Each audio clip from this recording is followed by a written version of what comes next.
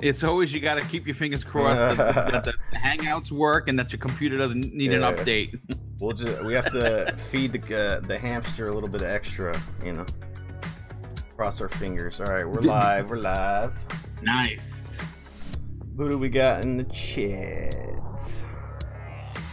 Got a lot of people. DJ Singh, Yao Ming, D Black Raven, Cyber Gunter 81. Who was here first? That was a long time ago. It doesn't go back that far. Crazy Gamer, UK Daz, thanks for being here. I think we're live. Let me refresh my stream. Alright guys, I just need you guys to let me know about the volumes as usual. Because when it starts, it's a little bit loud or a little bit quiet. Just let me know and I'll adjust the levels and stuff like that. But thanks for hanging out. Just want to let you guys know, Xbox is giving away some stuff on Mixer, so I do recommend just logging on to your Mixer account, maybe through your phone or something like that. All you got to do is just turn it on. I'll be doing that during the stream. They'll be giving away, I think, Forza Horizon stuff, Sea of Thieves. You get like a figurine to put in the front of your ship. That's pretty cool. I got a guest today, Mr. Boomstick. What's going on, man? Hey, what's going on, everybody? Yeah, this is awesome. You know, I'm very excited because obviously there have been a tremendous amount of rumors popping out. One, I did a story on Tomb Raider possibly being added to Game Pass yesterday. Oh, yeah. And it looks like that is probably going to come true. Yeah, that news is crazy. Can you imagine? Can you imagine that game dropping day and date? That'd be the biggest game to date, dropping day one for third party, right? Well, I'm going to say this. I mean, if you recall, Phil Spencer said it on multiple interviews that he was going to garner third-party support. And this, you know, obviously Square Enix is a big partner with Microsoft. I mean, obviously they set up the one-year exclusive deal for Tomb Raider back in 2015, and they do have a good working relationship. And Phil Spencer himself also said that revenue in Game Pass was way up, more than they expected. Yeah, I think people have doubted how invested Microsoft is in this Game Pass situation, you know? So, if they do this, which they probably will, right? This is the beginning of something that you'll see consistently. Like, once these third-party publishers see the power of Game Pass, they're going to want to drop their games in there because it's been showing that it actually increases sales, right? It doesn't decrease them. And then plus, I was thinking about when I was in the car going to get my coffee this morning, trying to wake up, I was thinking about the whole situation. I'm like, man, this is a win-win situation if you're, you know, trying to get this game out for Shadow of the Tomb Raider, because they're like, they don't really care what date they're dropping their game, because people are like, oh, they're dropping against Spider-Man. It's like, well, if they have the Game Pass revenue, they have this and that, it just adds to their ability to get the word out on the game. So it's pretty cool. We shall see if that actually happens, which there's a good chance there might. Metro Exodus is rumored to be dropping as well, and that shit is crazy. I don't know, guys. This is crazy news. I want to keep my hype level kind of in check, but we shall see. This is Gamescom, so hopefully they bring it. Well, I mean, they did say that they had some pretty big Game Pass announcements. You know what I'm saying? And that was directly from the people at Microsoft. This wasn't a rumor that I or you made up. This was legitimately a tweet and some information that dropped that big information was coming. You don't say big information is coming and say Lucky's Tales 2 is in there. You know what I'm saying? You know, I mean, as good as that game is probably going to be, because I really enjoyed Super Lucky's Tale, you need third-party support, and why not have Tomb Raider and something like Metro Exodus in there? I mean, you know, do you understand how crazy the increased numbers would be for people subscribing? Oh my god. Seriously, dude. I don't know, I just need to sign up for a year. You know, I haven't pulled the trigger on a year, but they're coming to the point where I just want to, you know, have my membership permanent. Because this, I mean, if you're savvy, dude, I got 6 months for $30 at Amazon, so I bought a year's worth, and I'm paid up until the end of March. And as soon as Black Friday comes around, you know there's going to be another sale. I will be buying another year for $60. Oh yeah, for sure. Black Friday is when I pick up a lot of my games. Xbox Live memberships, they have sales on that. I get all kinds of stuff, and then Game Pass is just going to be an additional pickup there. Has anybody been to Gamescom? I know there's a lot of people from the UK, Europe on right now because of the time. Have you guys made your way to Gamescom? Hit a 1 if you have. Tell us about your experience if you guys have been there. I don't know if anybody has. It's something that I want to do. It's one of the bigger gaming conventions out there. I think numbers-wise, I think it rivals other conventions. It's pretty big, so it's pretty awesome. I mean, it does get a lot of foot traffic. I mean, you're talking about in the hundreds of thousands. It is Europe's E3. Essentially, that's really what it comes down to. It doesn't seem like a big deal for for the Americas because we have E3, but this is a definitely big deal for Europe. And I always look forward to Gamescom. I think Microsoft is well aware that last year's Gamescom was not only embarrassing, but it was it let a lot of gamers down. There's no doubt about it. I being one of them for sure. It was bad. I don't think they're going to do that this year. I think it has the possibility. So, like I said, let me just say this: we don't know what's going to happen, right? And I know there's several people on Twitter, as we speak right now, that are downplaying or absolutely denying that this is going to happen about the Game Pass stuff. The haters are out. Yeah, I've been seeing it, dude. I've seen it. A lot of people are like, no way, it's not happening. Are you on drugs? Are you smoking crack? Boom. Listen, this was talked. First of all, you and Dealer talked about this a while ago. This story broke back in May of 2018 from N4G. I linked the article in the video I did yesterday. This is going to be a big deal, and Game Pass isn't just a whim. It's not a shot in the dark. This isn't Connect 3.0. This is something that they're looking to make money on, and again, Phil Spencer himself continues to iterate that he has been surprised by the response of the fans. Yeah. Stuff. Like free stuff. And to bring you all of this goodness we have around. I don't know. I mean, I'm excited, dude. I'm like, this is a big deal, and if this does wind up happening, not only will you be getting first-party games, which we know are coming, the potential of third-party partners to land their game in Game Pass, that's going to save me personally a lot of money because, like I said, I subscribe. All right, let's jump right into it with today's Major Nelson looking dapper today. Yeah, there he is in his blue suit. Oh, what do we got? You don't have any white gloves yet. What is this? He's right behind you.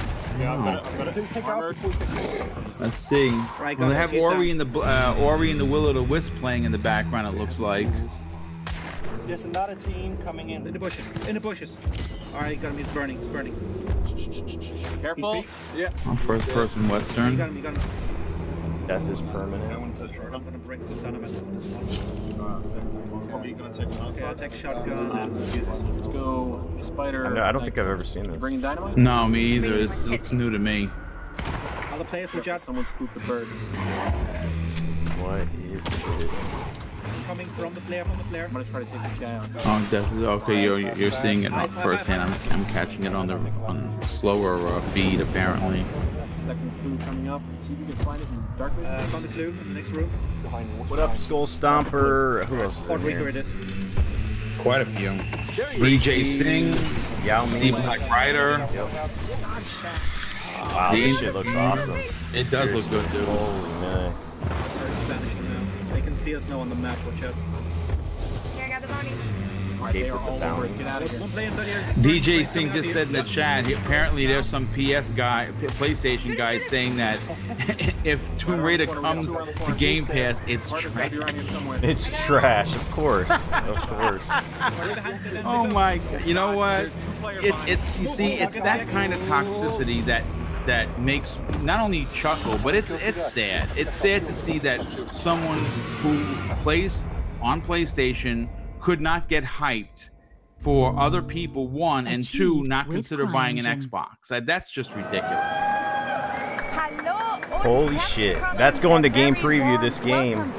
Oh, nice. Yeah. From the German studio Crytek. Nice to have you guys here. This looks really good, dude. So what are you guys here to announce today? Well, we are happy to be here today to announce that Hunt Showdown will be coming to Xbox Game Preview. Oh, yes. The trailer was beautiful. Some beautiful water features there. Do a nice bit of moonlight. It looks very sexy. Yeah, we saw actually a lot of things in the trailer. We saw PvE, we saw PvP, we saw the awesome Alright, so hopefully these devs are a little bit more entertaining. Usually when they do these sit-downs, it's kind of a little bit boring. So we could talk about what we thought during this, I guess. Sure, absolutely. I think that looks outstanding. It looks pretty polished for a game preview game. What do you think from what you saw? I mean, obviously, I'm seeing the same thing that you're watching, and I thought it was very impressive to say the least. It looked like it ran very smooth. It didn't look like there was any real jaggies or anything. It looked like it looked again. If what we're going to be playing is what they're showing, that's great. And if it goes into preview, I'm jumping on board early. For real. Crazy Gamer, this game is on PC. It's okay. I say it's a 7 out of 10. Okay. I've never heard of it, honestly. Honestly, I've never heard of this game. If anybody else has played it on PC, let us know. Are you guys excited? Type a 1 in the chat. This is definitely on my radar because it has those aspects of the games that I like. Online co-op, all that good stuff. It kind of has that Western feel to it. Also has other features in there. Did they have, was it zombies or monsters? It looked crazy. It looked like it had monsters of some sorts in there. I'm assuming that there's going to be some sort of a zombie in there, but it did say you're hunting monsters, which is great. Hey, so let's talk about the advantages of game preview, because that's specifically on Xbox. You don't see that on PlayStation. Do you think this is definitely something that's going to increase going forward for the brand? You'll get more and more games like this. What do you think of game preview overall? Boom. You know, what I think is this, you know, and again, this is not to point out fingers or try to say one plastic box is better than the other. You have to look at it like this. Microsoft needs to, and they're doing things that the PlayStation brand is not doing, right? Yeah. Preview program is one of them. It is a big get. It's something that I'm very surprised Sony did not copy, because if you're able to get a fan base and have the community help the developer in crafting the game, you know, they have the base game is in there, you're playing it, but as a player, you're also sending feedback saying, yes, I like this, I don't like this. I mean, look, We Happy Few started there, and it was $30, and I jumped in on the ground floor, and now it's $60. You know what I'm saying? So I'm happy I bought the game. I'm actually playing through it right now. I'm enjoying it. Is it a game of the year contender? No, but it's still a fun game. I'm enjoying it. Having the preview program on the Xbox platform, it basically says welcome to all developers. And I think that is a big thing that Microsoft was known for in 360 days.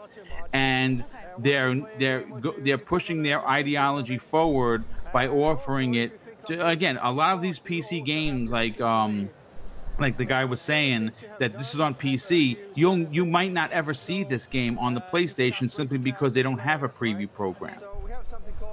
Yeah, I think the biggest thing that these companies need to do to separate themselves is to have unique features. You know, we don't want companies that are all the same, and that's what a lot of these fanboys want. They want their companies to do everything the same, you know. Some PlayStation fanboys want Xbox to have single-player games and do everything like PlayStation, but that doesn't make things interesting, right? You need to have differences. You see this in business. People separate themselves by being unique, and I think the preview program is just an example of that, of how Xbox can separate itself in the market, you know. So I think it's huge that they're going to be bringing games like this over, and I think that we'll see more and more of these games that start off on PC that are in early development, and we'll see them in the preview program. So you got the preview program, you got Game Pass, you got all kinds of different things to separate Microsoft going forward. So this game is definitely on my radar for sure. Chat, are you guys, what are you guys doing? You guys drinking some coffee? What's your beverage of choice? This morning I got me a Starbucks drink with the quad shot. Trying to wake my ass up, right? So. I had my coffee and my English muffin, so I'm good to go. I actually skipped the gym today to make sure I was ready for this, because I usually, after I drop my wife off at work, head over to the gym. But I said, you know what, I'm going to skip today and be video games all day, day long. Hey, it's Gamescom's exciting, you know, and we get this early. The early in the morning stuff is different, you know, because last time I did these reactions, they're in the evening. But it's nice to get a change of pace, get it in the morning. We have different crowd that normally may not be up at that time, you know. So we got the European crowd. It's awesome. I think that this sit-down situation, I don't know, man. They talk to these devs, and usually, do you think that this is a good format for the inside Xbox, or what do you think? Because usually they do this kind of format, right? They show a trailer of the game, and then they sit down and they talk to the devs. Do you think it's a good way to do it, or do you think that they could switch it around a little bit to make it more exciting? You know, I got to be honest with you. It is different, right? Okay. I mean, you know, again, depending on who's sitting on the couch, okay? Because that's, you know, there's some people that don't do well in live interviews. A perfect example of that is the guy that created No Man's Sky, for instance. Yep. Now it's time to share those probably a brilliant man, very brilliant.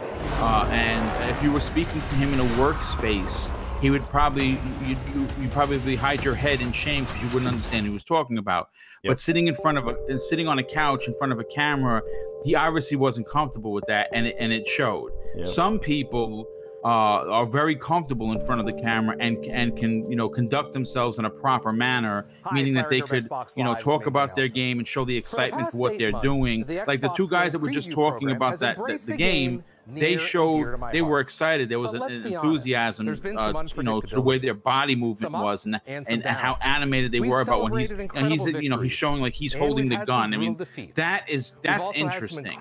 You can't get a stiff suit to sit on a couch and ask questions where they're going to give you 3-word answers. So it really depends on who's sitting there, and you know, like I said, it gives gamers a kind of a peek behind the curtain. You ask poll 100 gamers, and outside of like main AAA, quadruple A studios, they don't know who's making their games. They just play them. So to you know, sit and watch a couple of game developers from a game that you may love talk about it, I think people would find that interesting. So right now, Major Nelson's over at South Korea, I believe, Blue Hole Studios. He had that level 3 helmet, was juicy. I want one of those. Put it on, man. Dang. My thoughts on PUBG have kind of changed since it first came out. I was all about it when it first came out, even though it was like running like dog shit, you know? Yeah, but I kind of fell off that train. I'm gonna be honest with you. I haven't played it much in the last couple months. It just runs not well. It doesn't look good. I'm not a big fan of that desert map. I don't know. I was nerve-wracking. You know, here's the thing. I bought the game when it came out.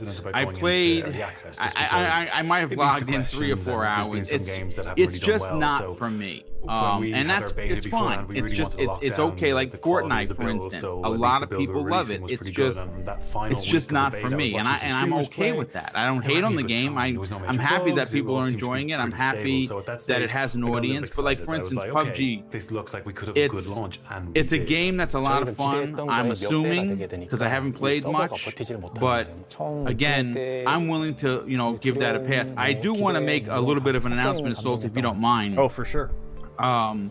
On Friday morning's Breakfast with Boom, I'm going to be after its incredible success on PC, raffling off, if you will, a PUBG code that was donated by a very good friend of the show. Let me get his, let me pull up his email. I mean his Twitter account. Just give me a second to find it because, yeah, Moonwalker 925. He's been a big fan of the show. I've talked with him for a very long time. He's an older gamer just like me, and he did some trading in, and he wound up getting a new Xbox One X, which came with a PUBG code that he already has, so he donated it to the channel. So I'm going to be giving it away on Friday morning's Breakfast with Boom. Basically, how it's going to work is I'm just going to give I'm going to throw a question out to the chat, and the first one with the right answer wins the code. That's simple. Awesome. So who doesn't like free shit, right? So you know that saying, if it's free, I'll take 3. That's my saying. That's a great one. I like that. So you guys make sure you, if you're not following Mr. Boomsick, I'll put his details in the description for sure. He's on Twitter as well. He's a great content creator. He has Breakfast with Boom on Friday. He has a variety of other shows. So make sure you check that out. Like I said, who doesn't like free shit? You know? I appreciate that, Salty. Thank you very much. Hey, my computer's vacuuming right now. All right, we gotta. It's just the hamster wheel's turning, guys. Yeah, you don't want to fry the hamster. You have to go run out and buy another one. Hamster's in the sauna right now. Every couple of weeks and see a meaningful improvement that's occurred in the game. I think it is done. That's impactful when you see. So yeah, do you think PUBG is going to be going to PlayStation anytime soon, or you think it's going to be staying on Xbox? What do you think, man?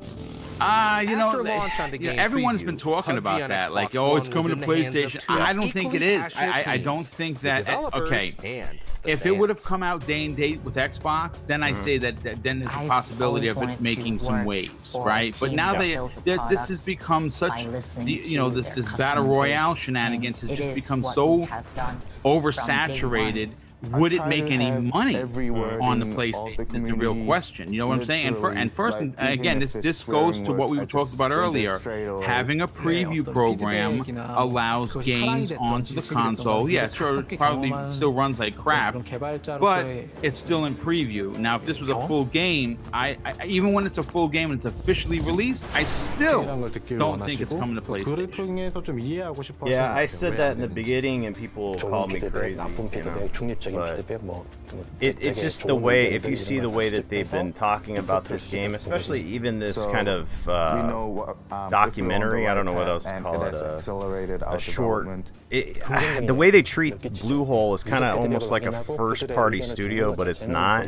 The way that they advertise stuff, the way that they marketed the game, it just doesn't have that feel of a timed exclusive, you know? Like, I'm sure if it did go that route, we would eat our crow, because, you know, in this kind of a situation, you call your shots on things, you know? You can't be timid about it. Like, you make predictions, and sometimes they're wrong, but honestly, it just has that feel. I don't know if that makes sense. Like, it doesn't feel like they're going to be bringing it to other consoles. Preview with the fans is well, yeah. Again, what would be the point at this stage in the game? Now you got to remember this, and I think that this is going to be the contributing factor. By the time this game would actually be ready to go to the PlayStation 4, what is out there already, right? Fortnite is obviously a behemoth, right? Then you're gonna have Call of Duty Battle Royale, Battlefield 5 Battle Royale.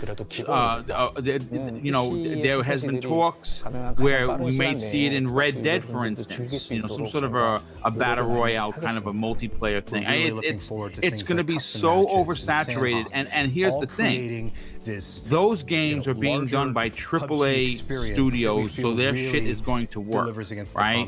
You can't put a broken PUBG up against a Call of Duty, you know, battle royale and say, okay, yeah, because it's PUBG, the name is gonna win over Call of Duty because they're new to the battle royale. It wouldn't even make any financial sense, to be honest. Hell no. I think at this point they're making their money, a lot of money on mobile. mobile. You know, what was it, like 100 million downloads of PUBG team is on display PUBG Mobile? in the studio. It's ridiculous. So they're making their money. I like. There's a lot of play. Like there's a big player base on PlayStation, but just like you said, at a certain point, it doesn't. It's not going to benefit them too much to put it on PlayStation. If they keep it on Xbox, they can work with the resources that Microsoft has, because they've actually sent over people and engineers to help them with the port and, you know, getting it on console, because they didn't have the knowledge that they needed. You know, they specifically said if we didn't have that help, we probably wouldn't have been able to do it.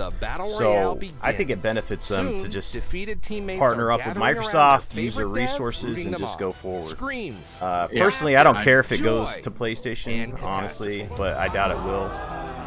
But I'm looking forward to the other additions to the genre and see if they actually make an impact. Back home to Xbox. Well, I mean, they can't. They're gonna have to add some ingenuity to the battle royale. It just can't be 100 people running around on a map anymore. I think. Full display. And I'm just, again, I don't play them, so I'm not gonna say like I'm speaking from experience. But you know, I'm also a content creator, same as you, and we report about this all the time, right? Like it's something we normally do. We talk about it on our shows. We talk about it in videos that we do. It can't be the same thing, because then it's just going to be boring. Hard-fought supply crate. So I don't know. This VDoc has been pretty long. Jeez. They found yeah, I mean, we are at. I mean, you and I have been talking about 15 minutes. This is. I think it's a little bit much for a game like PUBG, right? It might be a little bit long. I mean, I don't know. I don't know what to say. I just think that at this point we know what PUBG is. Maybe it's the hilarity. You know, we know that they're working hard. We know that they have an X amount of people working in the studio. More rarely, in my case, you know, again, we all talk about you know, the inside Xbox, right? We've all done videos on it, and some, you know, a good portion of the time we're kind of yawning and looking at our watch. This is one of those instances. I just think that their pacing just needs to be addressed a little bit, because like I said, the video doc is again, if you are someone who's interested on what goes on to make a game, or you know, because there are a lot of people that are going to school now to be game developers, so stuff like this is interesting, right? It's interesting to me. I'm watching it same as you. It's just that sometimes it's just too long. I think I agree with 100% with you. PUBG 1.0. I don't know. Oh, they changed the brilliant insight into PlayerUnknown Battlegrounds and the upcoming 1.0 release on September the 4th. Now, as a reminder, the PUBG 1.0 release will include all the enhancements the team has made along the way. Well, from what I understand, the 1.0 is supposed to be the official launch of it. You know, that I think that was what the PC was called. And that is not all the PUBG PC version. We have. Oh no, I am here with Bree White to talk about the Shadow of the Tomb Raider poster in the background. Yep. Well, you know, there's a couple of things. If you saw that. Welcome to Gamescom. This is nice. You know what? I'm going to pull him up, because I have to give this guy a proper shout out. He is. He's incredible. D Black Raven. Oh yeah. Listen, tell us about this amazing controller. First of all, you should be following this guy. For one reason is that he DMs me all the time. The information, he's like a sleuth. There's no doubt about it. I mean, he sends me Reddit links. He sent me a picture. He actually sent me a picture that he said was posted and then was removed. And it basically shows Game Pass, and it has both Tomb Raiders in there. One, which is the last Tomb Raider, is available now, and sitting right next to it in that screenshot is Shadow of the Tomb Raider. There's just no way that those two games would be sitting next to each other underneath a Game Pass sign if it wasn't coming true. So, like I said, if you don't follow this dude, follow D Black Raven at D Black Raven 666. The guy is, like I said, a really good dude in the community, and he's constantly, and I mean like constantly, you know, putting out tweets of information off Reddit, information off pictures that he finds. He's, like I said, he's definitely a detective. Yeah, he's messaged me as well with that info, and I appreciate it. He actually game gifted me Nier Automata as well, so he's a good dude. Oh, nice, dude. That's great. I haven't purchased it. I'm probably gonna. It's one of those games, unfortunately, that you know, there are games that I have to get. Spider-Man, Tomb Raider, which again for me, hopefully it's in Game Pass because I could sure save $60. Oh yeah, for sure. You know, there are games that I'll wind up picking up at the end of the year. At that end of the year sale where you get it for like a third of the price, then I'll go crazy. Hey, what do you guys know? It's a new controller. I'm just kidding. Not a surprise. Is that the one that's see-through? No, they were talking about it was like some PUBG controller, but now they're doing Design Lab stuff. Oh, okay, all right. They must make a pretty penny on these controllers because they're pushing them like a mother, dude. Well, you know what's shocking to me, to be honest with you, is that there's no Design Lab for the console. Oh yeah. I'm actually really surprised because I would pay the extra. Let's say, for instance, they said, okay, you can get the console designed the way you want it in the colors you want, with for an extra $100. Do you know how many people would jump on that to have a blue Xbox or even a branded one like Sea of Thieves or something? People would pay through their nose for that. Yeah, even if they had those like skins that you can put on the. I know that they have these like covers that you can put on top of the Xbox. It's kind of like a skin. I don't know how to explain it, but that'd be even awesome. Thank you very much. I appreciate it. Yeah, I agree. The new options. So 2 years ago, we launched Xbox Design Lab, a product they're where gonna you get, can customize your very own Xbox wireless controller. But hey, Last it's okay. Year, it's okay. Yeah, listen, it's their thing. You know what I'm saying? I think it might be weird if there wasn't a controller. This year, I'm excited At this to point, you're like that we just have accustomed 5 for them new talking about a camouflage controller every time they do one of 5 new shadow options. All right, yeah, we can have a. I really want to get to this Game Pass stuff. I mean, I know you can't, blow your, your load, so to speak, in the first 15 minutes of the show because no one's gonna watch afterwards. But I hope that this Game Pass stuff does come true because I mean, think about it for a second. I mean, when you say Game Pass, a lot and a lot of haters, people that don't understand it, however you want to put it, down players, whatever, say, well, it's old games. Well, you know what? The truth of the matter is that it's right now it's over 165 games for $10 a month. And if you're savvy like me and you got Game Pass for a year for $60, it costs me $5 a month. And a good portion of those games I don't have. But more importantly, and that sounds not to beat the horse here, Salty, Phil Spencer himself said that they were going to get third-party support, and he's working on it. Yep. So it's going to be a big deal. And if what we talked about earlier in the show winds up coming true, there are going to be a lot of people considering buying an Xbox just to get Game Pass. I'm telling you right now. It's true. The major key thing here is consistent, impactful content like Netflix. So. Benny's going to take us on a journey. Well, they have to. I mean, again, if you're new to Xbox and you've never had one, then it's great for you. But there are a lot of people that are here already, right? There's 40 million plus console owners. They have to add something to the to the pot on a regular basis, like you were saying, to garner that new subscription that they're looking for, and I think they're going to get it. Like I said, I have a really good feeling that this is going to be something we're going to be talking about for a few weeks in our shows. I know. I heard your computer. Take a look. In Battlefield 5, you have more ways than ever Battlefield to turn 5's getting to your advantage. some flack.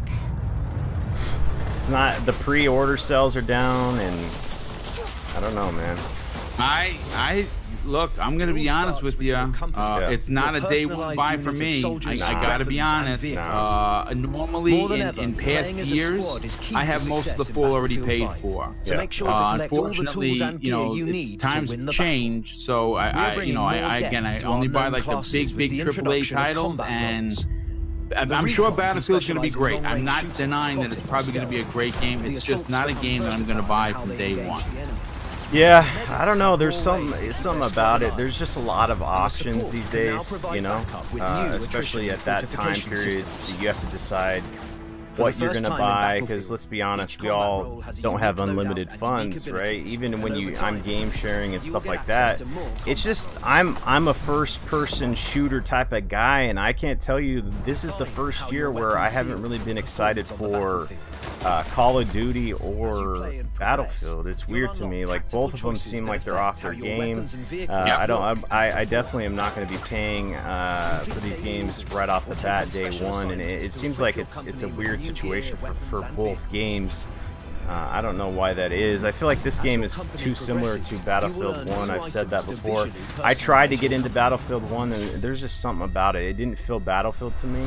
And then this just seems like almost a DLC to Battlefield 1. I know it's going to be different. Like, World War II is a lot different than World War I. The guns are different, but just looking at the gameplay and the way the guns shoot and all this other stuff, it just looks too similar for me. Chat, if you're excited for Battlefield 5, type of 1 in the chat. If you're not going to pick it up day 1, type of 2. I know that this is trending in YouTube because a lot of people that have made videos about the negativity towards Battlefield 5 have gotten a lot of views. I've seen it. And a lot of people are blaming the lack of pre-orders on the whole the woman on the cover situation, but I don't think that that's necessarily the case. Yeah, it's dumb. But we're not quite done with the reveals. Well, here's the thing. I'm going to be honest with you, and if I offend you, I am not sorry. If you have a freaking problem about a woman being on the cover, you know what? The Stone Ages were a real long time ago, okay? And I think you kind of got to move on. Females are here. They're here to stay. It might be a newsflash to some. I don't know.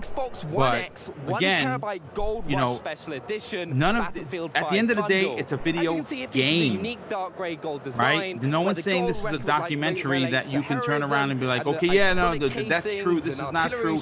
It's a game, okay? So in life, when you get shot, you are not picking up your rifle and running to the next cover and continuing the fight. You're shot.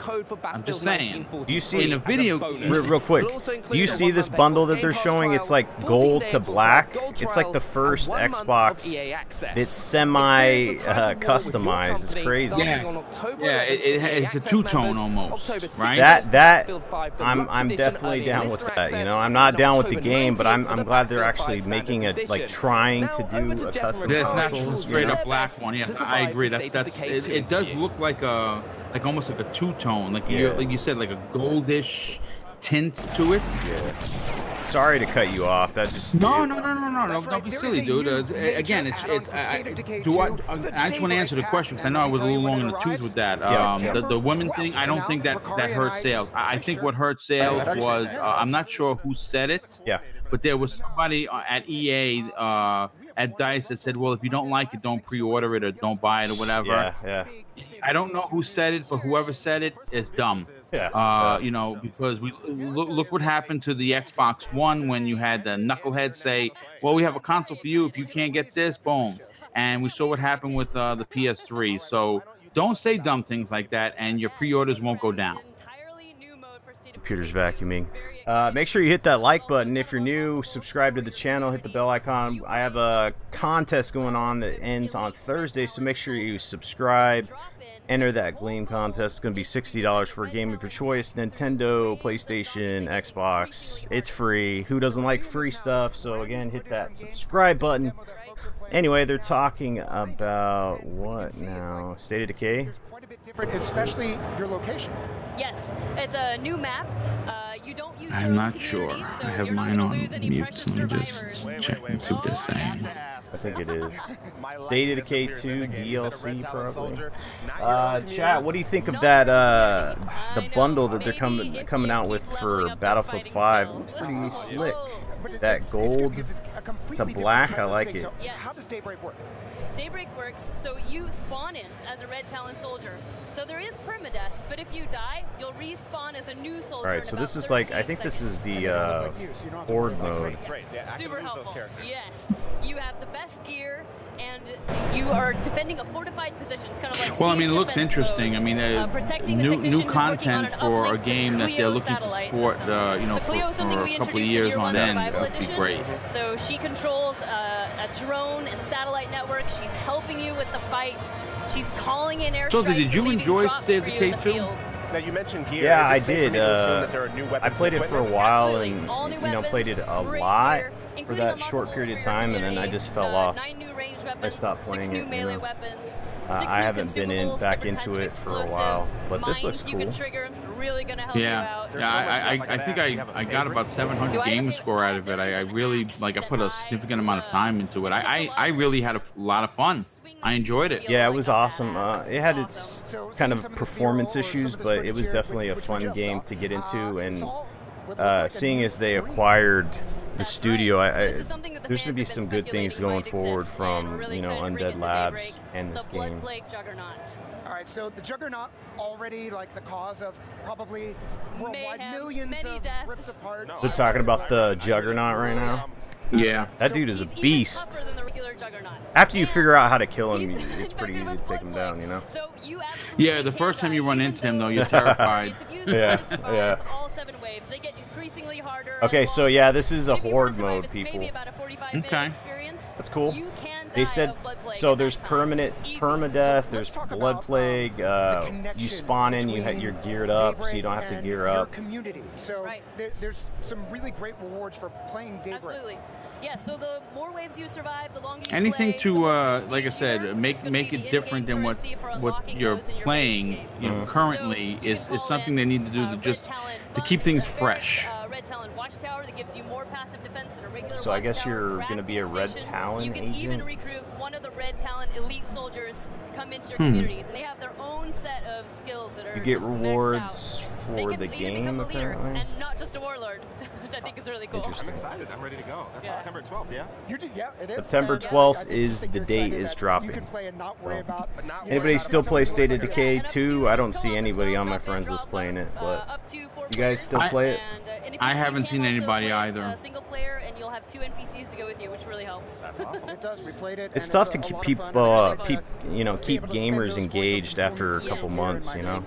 On any I mean, there's game. so many games, dude. That's what it is. We're playing on September 12th. Up next, Graham's going to give us the scoop on Sea of Thieves. So sharpen your blade and shiver me. Hey, Thieves stuff, nice. Why do you got to do that? Why are you going to tell me how I can See of Thieves? Yeah, that's another game. Just not for me. Not about it.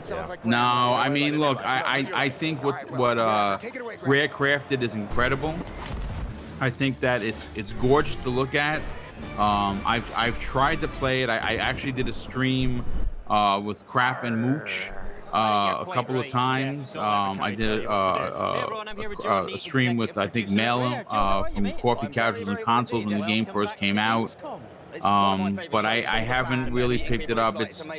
My problem is this: it's a game that you have to have people with you to enjoy, and sometimes I'm the type of gamer that just wants to go out, take a boat, do a couple of missions, get some treasure, maybe change my eye patch or something, and be left alone. Yeah. There's no single player campaign, and to me that's a bummer. Introducing skeleton ships into the world. So I mean, again, if you're into it, great. I'm glad that the game deserves fans. But I'm just hoping that sometime down the line they add some sort of a single player aspect to it. Yeah, that's the element that seems to be missing in the game, is that single player. It would have benefited from like some kind of a campaign, a story kind of a thing. That would have been awesome. Hopefully they address that. This next DLC that's coming up seems pretty interesting because you're actually going to be going to a new area. Supposedly it's going to be kind of like has volcanoes and stuff like that. Nice. They'll be adding, I think, the rowboats and some other stuff. I still play this game pretty frequently. I know Noof was in the chat. I played with him and some other people. Ashtray. We have a good time when we get in there, and surprisingly surprisingly, I've played it a lot more than I thought I would play it. Because in the beginning, when I played it, it was just kind of, you know, got repetitive. It wasn't too varied. But these events have been bringing me back in. You had the Megalodon event, and then you had this the Skeleton Cruise. That was fun. So it's cool. Were you able to take down any of the Skeleton Crews? Yeah, I actually went through the whole. There's like multiple ships. You gotta take down the first ship, and then 2 spawn. Take down that. It's like 5 waves, and then you get to the captain. And once you sink that ship, a whole bunch of loot drops into the ocean. You gotta pick it all up. There's a bunch of. I think it's like 15,000 gold is what we ended up having after we did all that. So that was pretty cool. It was a unique experience. It's definitely a unique game. I know that what is it, Skull and Bones is coming out, but that doesn't really compare because that's more like PvP oriented. Right. So this is Forsaken Shores that they're showing right now. Volcanic World. Damn, I'm hyped. Sorry, it's crazy, dude. No, listen, I'm glad. Like I said, Rare worked really hard on this game, and it's great that there are people still willing to play it. I think that Sea of Thieves has a future ahead of it. I just would like to see something. You know what it is? I understand that the game is mostly for multiplayer. I totally get that, and if that's the way the game is going to stay, well, then it's just not going to get my bucks or my time. But I just wish there was an element to include, you know, the single-player game. I kind of feel like they're leaving out a large portion of Xbox players. And you know, again, I get that it's supposed to be multiplayer. I totally understand that. But I just feel that I want to be invested in this world. I want to play the game. I just don't have sometimes the time to invest 3 and 4 hours to gather up a crew and go out and do these random missions, whatever. I just wish there was a story mode or even like a campaign, you know, 8-10 hour campaign that tells a story of in this incredible world that they built. I feel like there's so much to tell, and unless you're playing and kind of creating your own story, no one is telling you everything else that's here. I don't know. Do I sound crazy? So this is where you're you can take a cargo run on. I feel you. You'll kind of get this guy. like so an basically, from what I've heard him say, he's talking about. All right, so the rowboats are going to be used for the water when it's superheated. It's for other things as well, but if it gets superheated by the volcanoes, you get damaged by that. There's going to be volcanic explosions. New quest from the merchants. Which you can't really get wet. If you get it wet, it reduces the value. So again, don't leave it on the top of the boat in a storm, but don't put it on the bottom. Is this going to be a new map? Is what I want to know, or is the map changing? So if you're taking plants across the world, you want to keep them wet. I don't know. I mean, it's supposed to be a big part of the game, so I would imagine that it's maybe the map is going to just extend. So it's going to be really interesting. HR Bomber, what's going on, man? Thanks for joining. Chat, do you guys know if this is going to be a new area or if it's going to be part of the current map? I'll be able to know where I need to take that. So it's like really cool for us to be introducing new ways to play, especially for the merchants, because you know our data and feedback tells us that that's the one people kind of. If they're going to have the same merchants, it's probably going to be in the same area. A lot of people were saying it's going to be we do indeed, yes. So that's coming after Curse Sales, and that will be Curse Cruise. I mean, so that's where we introduce Cursed Cannonballs to the world. So they're going to be they're eventually going to have to expand. I mean, you're going to have to meet new people. It can't be the same merchants. So finding one of those and using one of the players, you're going to see so much fun. Like the rudder ball, which locks your steering so you can't steer for a while. I am going to use that when someone is sailing towards a giant rock or an island and just watch the chaos ensue, right? But we're bringing those in, and all accommodations will be around it. But because a lot of them are going to be around combat and using cursed cannonballs, we're also bringing in the UK Dazzer's in the chat. He agrees with me, saying he would play if there was a single player. Makes perfect sense to me, dude.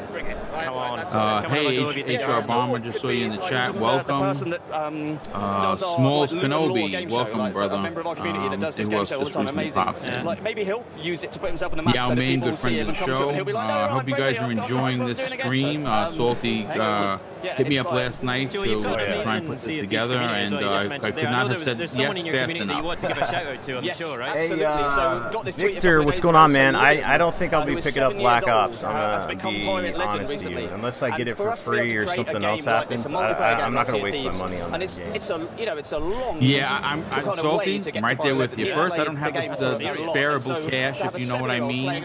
Secondly, I've entered about 15 different contests. I wasn't buying it with even if I had the money, I wouldn't buy it because they took away the single-player campaign. That's what made Black Ops so good. I understand multiplayer is where it's at for some people. It's just not the main draw for me. So the minute I heard Black Ops 4 removed single-player campaign, they took my 6501 right off the table. You're just like, nope. No, thank you. Right now. With Xbox Game Pass. What did he say? I think I've been on that. Did he say Xcox? It's tough waiting for Forsaken Shores. It looks like brilliant. Chat, did you just hear Xcox by him? That was weird. Anyway, that was awkward. Did he just say that live on the air? Yeah. Check out this world Whoops. premiere Fallout 76 trailer. I have to rewind that. First time on our show. Oh my God, right not here, Xcox. right That's not good. They're like, cut his feed. I think it's too late at that point. Yeah, seriously. The cat's out of the bag and running around. Fallout 76. You looking forward to this? Yeah, I actually am. I have the collector's edition ordered because I really want the helmet. The game. I mean, I'm going to play the game. I really enjoyed Fallout. I just think that it just needs to be. I didn't really enjoy Fallout 4 as much as I thought I was going to. I put a significant amount of time into it. It's just that it had the same problems as 3. You know what I'm saying? With the glitchiness and the graphics, and it's, you know, they need to update that. The funny thing is like Bethesda almost gets a pass for that bugginess shit. It's weird. They do. Some devs, they're like, oh shit, this game's buggy, don't buy it. It's like Bethesda, it's like, oh, the game's buggy. Ah, that's just Bethesda. Oh, you know what I'm saying? Like, it's fun. UK Dazarus, he wants Fallout 69. Now that's not a surprise. Fallout 69. I can't believe that he had that slip, dude. Oh my God, I'm gonna have to listen to it. I swear. I think I heard that. Maybe I was just hearing things, but damn. Fallout. I love Fallout. I'm just gonna be honest with you, but this game, the online components of it, there's a lot of potential for it to have some issues, because I know they said that they're going to try to put a bounty on people that try to kill people just randomly if they're trying to troll people. So there's going to be a system in place to kind of put, I guess they get marked on the map if they're just killing people for no reason, and then they get a bounty system. You know what it's probably like, Salty? It's probably like when you go rogue in the Division. Yeah, exactly. They need to have some kind of a system to deal with that, because you know, like in these online situations, people just love to create chaos and not follow any kind of rules and just try to wreck the game experience for people. In a game like this, I guess there's not going to be any NPCs in the world. It's going to be pretty much a situation where you create your own story, you create your own fun, and that's cool and all, but it has a potential to get screwed up by those trolls, you know, the trolls that come out of their bridge, from under their bridge, and try to fuck with your experience. So I don't know. Now you've learned how to forge the new American I mean, let's hope not. You are completely prepared to But there's some cool aspects there, building your community with your buddies, being able to establish, you know, your community, and then you have the outside elements, like you can have rad monsters and fucking all kinds of shit attacking you, and then you have the human element to it. It's a really unique experience, and I'm glad that Bethesda is trying something new with the franchise. Now I'm joined by Pete Hines. No, for sure. Like I said, Hines, baby. Pete, great to see you. Yeah, I like that dude. I think he's very outspoken. He wears his attitude on his sleeve. How many Vault Boys can we get in one challenge? You know, I do like that. Pete Hines is my dude. I like pretty much all the dudes at Bethesda. Look at this guy in the background. Folks are going to be familiar with building settlements in Fallout. They got the Vault Boy walking around. Folks are familiar with settlement building in Fallout 4. Pete Hines. And who's the guy that makes the game? What the hell's the name of the developer's name? Much more freedom in terms of where you can put it. Who's the guy that's always at the presentations? Yes, that was in the Xbox One X video. Oh my God, what's his name? But you can take your camp and I can't think of it. anywhere you want. Now, it is entirely optional, so you can make the game about building. We can see some of the things here, right? And a lot of this will look familiar. Like I can build structures, I can build furniture. There's Todd a lot of Howard, stuff you can do now. Yeah, I was gonna say Todd Howard, but my Thank computer you, is backing I me. appreciate that. This yeah, looks, this looks like it was ripped out of Fallout 4, the settlement building. Yes, I'm sure it was. That probably was like a template or a test, if you will, for what they had in mind with this. There's no doubt about that. It takes a lot of what we've known from some of the work you guys did with Fallout 4 and really that looked like a new monster. Those robots look this time around because the game is online and every hey, character Super is another G player, in the chat. What's up, dude? Welcome. So it's not just you building Dude, a new settlement. You can have other folks dragon building looks around you. There's some even larger. Awesome. I think it's a bat, actually. It looks like a dragon, but it's a bat. The whole idea of Vault 76. I am going to say this: the engine looks new. Oh, look at that rock monster! You do as much or Holy a little cow. of that as you want, just like you can play by yourself or with others, depending Puts on how a you want to sonic play. wave out. What are you? Take a picture by the dead monster. That dragon, like you said, that looks like something out of that we showed at QuakeCon last week as part of Todd's the other panel. Skyrim, yeah. I don't want to have brain farts.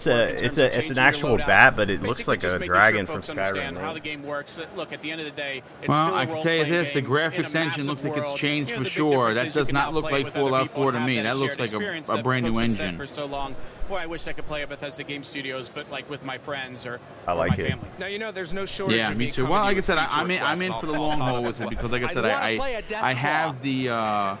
All of the other Fallout paraphernalia. You know, I have a replica of the nuke. We'll go into that. That's awesome. You know, I have the Pip-Boy edition unopened for the Xbox that I want to play, and I think I'm gonna be doing some changes to the collectible space, if you will, when the helmet comes out, because that helmet looks dope. I'm really excited for that. It's expensive, but it looks really good. That Pip-Boy edition, that's fucking awesome that you have that. I was gonna ask you, I was like, do you have that Pip-Boy? Because I remember when that came out. It's in storage, dude. I've never opened it because what I wind up doing, and I hate to say that I do this. Sometimes, like a collector's edition, I'll buy, and I don't really use the disc per se.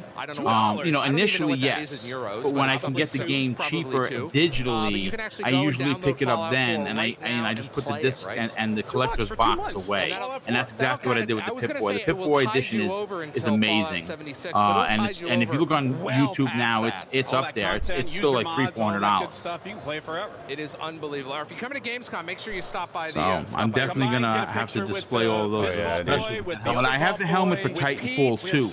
That's hot. It's great, dude. Did you put that on? Right out. Okay. Yes. It does work. The eyes light up blue like in the game. Actually, I had the I took a picture of it in the dark with just the light up faceplate, and I used it as my Twitter picture for a while. Wireless controller, a copy, of course, of Fallout 76. Hey, another bundle, but this one isn't. It's pretty much the same console, I think.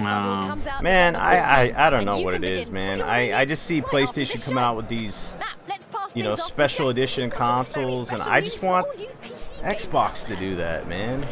I don't know why they moved away from it. Back in the 360 days, they had tons of them. This would have been really great if all they needed to do, seriously, if you wanted to cheap out on it, all you needed to do was do like the cog with the Fallout 76 right on the top, right on the hood of the Xbox One X, and everyone would have been excited. Your key to saving humankind.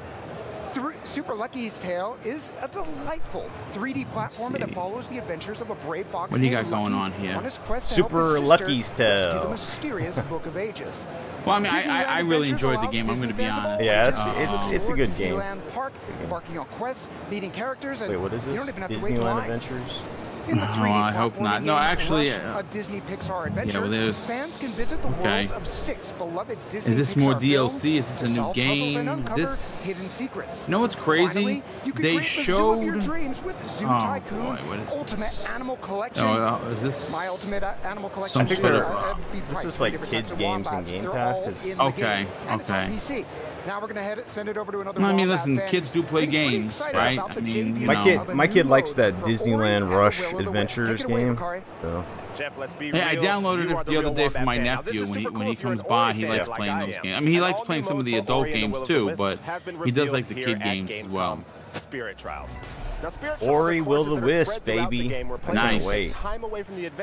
Wish we'd get a release date. You know what I'm hoping for? It's the show is I don't know. We've got another 30 minutes worth of the show left. Yeah, probably. I'm hoping. I don't know, but I think this would be a good platform for it.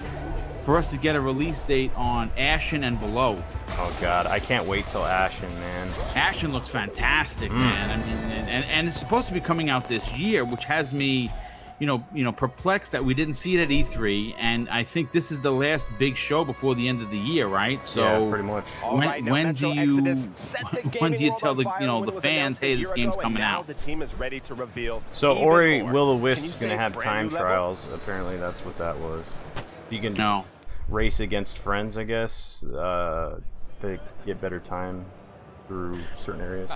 Okay, well, I mean, it is what it is, right? It's something new, it's different. I'll say that. I just want it for the game. I don't care about time trials. All right, so here's Metro Exodus. We'll see if they actually say something about it. Tell us about this new environment. So this new environment is we're calling it the Taiga, and it takes place in a forest environment. So I'm a few seconds behind you, so I'm gonna have to go based on your city center. Your reaction. Artyom's journey began many months before. This takes place in autumn. Okay. And so that damn hamster's getting hot way too often. So this is actually pretty far along in the game already at this point. See what we got going on. Go ahead, Reddy. Oh no, I was just thinking because I had to go on the demo earlier. Big shout out to everybody in the chat for showing up today for this stream. I enjoy hanging out with Salty, and of course I'm sure we both enjoy hanging out with everybody in the chat. Got a question for everybody. If I'm interested to find out how many people in the chat actually are subscribers to Game Pass. Give a 1 if you are, a 2 if you're not, and a 3 if you're considering it. I'd like to get the. That's a great question, actually. Oh, thanks, dude. Yeah, I'm interested because I'm all in. I have been a subscriber since day one. I know there are a lot of people on other shows that like for instance, Crap and Mooch, good friends of mine. They've said publicly that Game Pass is and never was until we start seeing some major third-party support. And like I said, the rumors stating that we might get it, so I'm interested to hear what the what their opinion's going to be. But a lot of ones. I see a couple of 2s. DJ Singh with a 3. I think he's waiting for to see if That's a lot of ones. There are a lot of ones here. Yeah, absolutely, a lot of ones. You're not a fraud, DJ Singh. Don't say it, dude. Listen, everybody, $10 a month is. Listen, you got to think of it like this, Salty. This is the digital era, right? And in turn, everybody is subscribed to something, right? You have Hulu, right? You have Crackle, you have Netflix, you have all these other different services. You have Xbox Live, PSN. You're gonna have the Nintendo one. All of these $10 a month fees. By the time you're at, YouTube Red, all of these different things that you pay for. If you're not careful, you could run up a bill that runs to $150 for 15 services. So, I completely understand why people may not have been on board right away because, Xbox Game Pass is just another service that you have to pay for.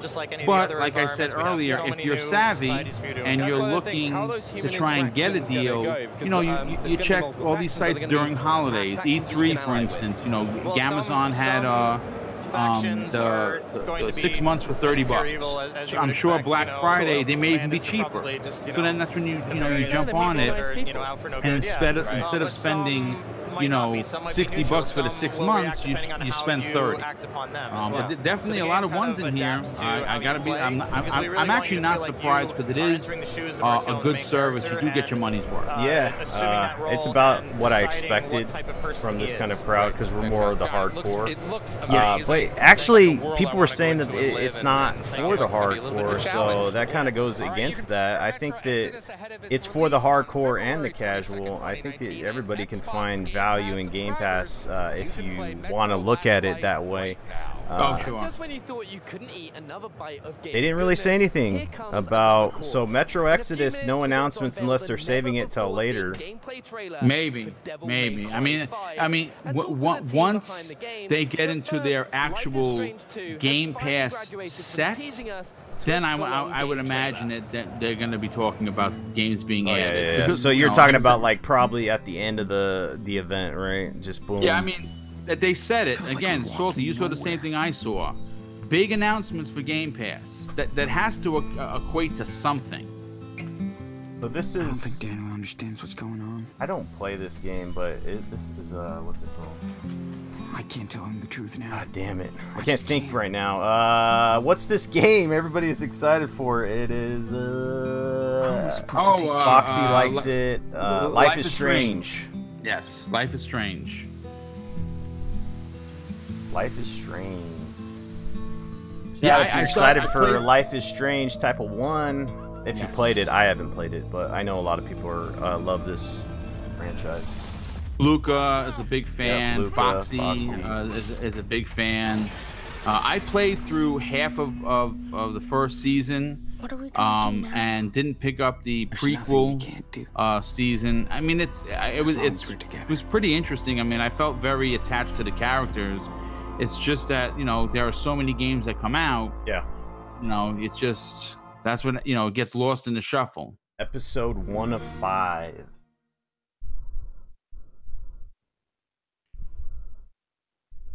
KDK2. They said they're going to show a Devil May Cry trailer here. Hell yeah. Yeah, I'm looking forward to that. It's about time, and this is the proper sequel to 4. I was so surprised when they announced this on the Xbox stage. It was just crazy. Well, I mean, they couldn't have. Sony couldn't have gotten both, right? You know, they couldn't have gotten Resident Evil 2 and Devil May Cry. I love this series so much, dude. Yeah, me too. I'm a big fan.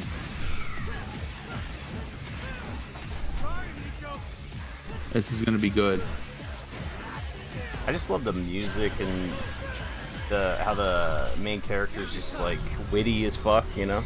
Yeah. Well, I mean, it's a Dante we all know and love. And again, you're playing as the guy with the arm. You're not really Dante. I'm assuming Dante is gonna be playable at one point or another. Yeah, hopefully.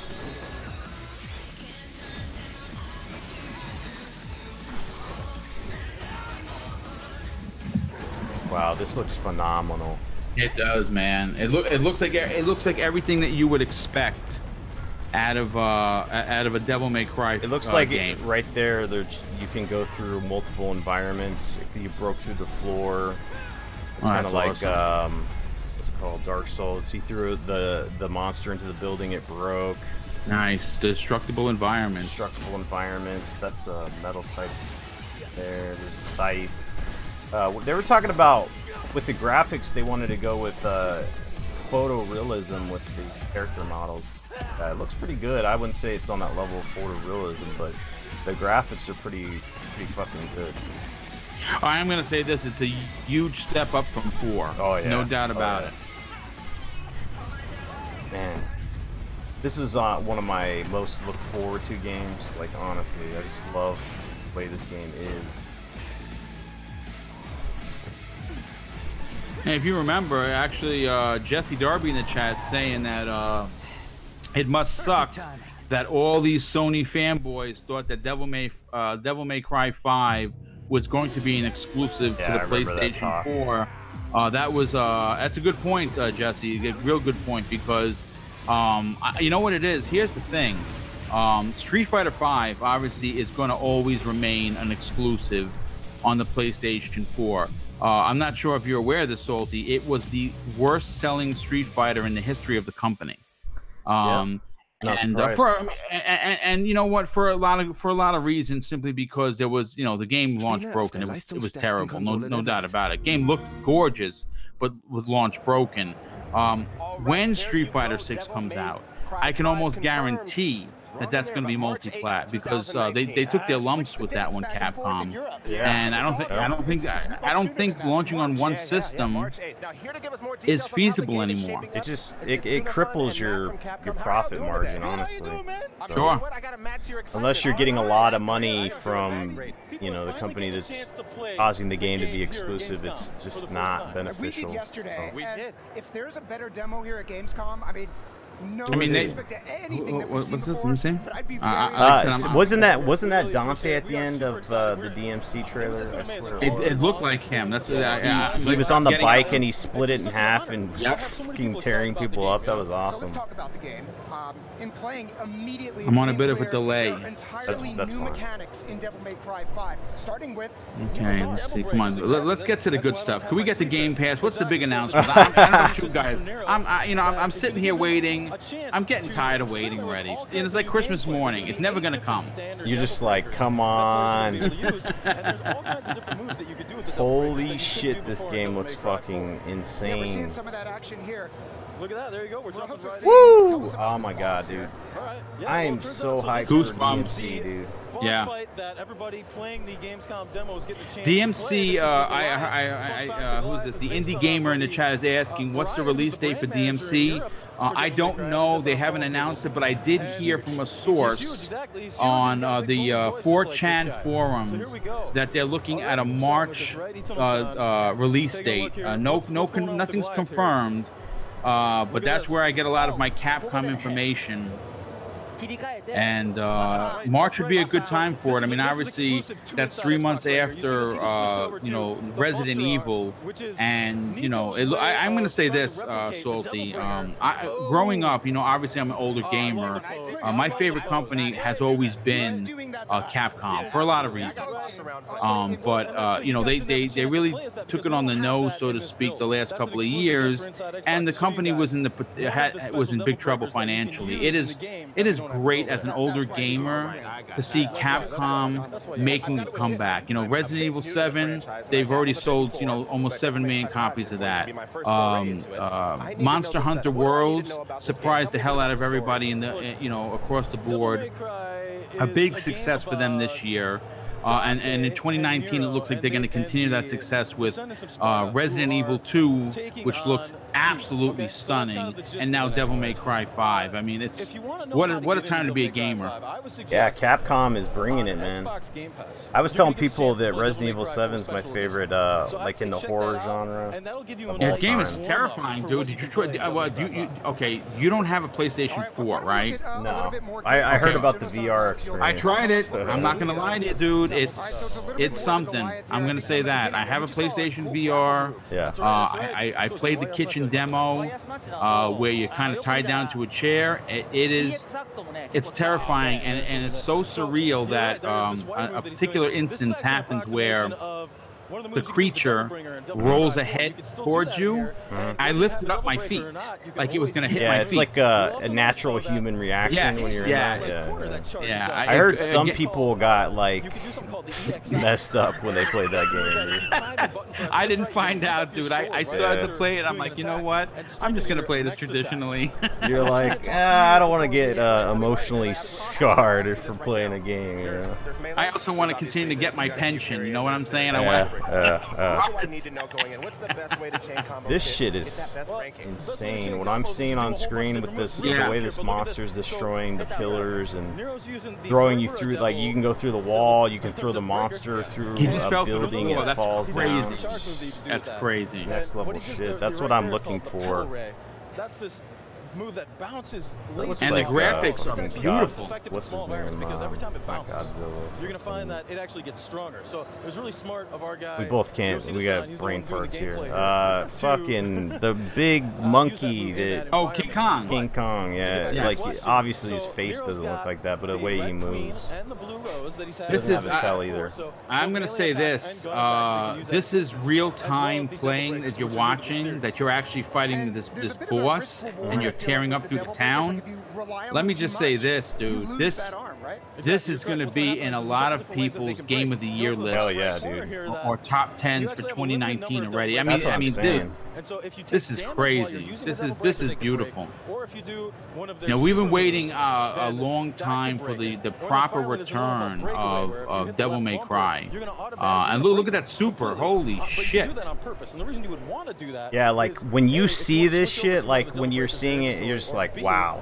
I can't wait to get my hands on that. Sticky situation, that acts as an emergency evade. And they're adding more elements into the game, which you like to see, obviously, in additional iterations of the game. When you go further into the series, you like to see the game evolve, kind of keep its foundation, but to change to fit the new age graphics.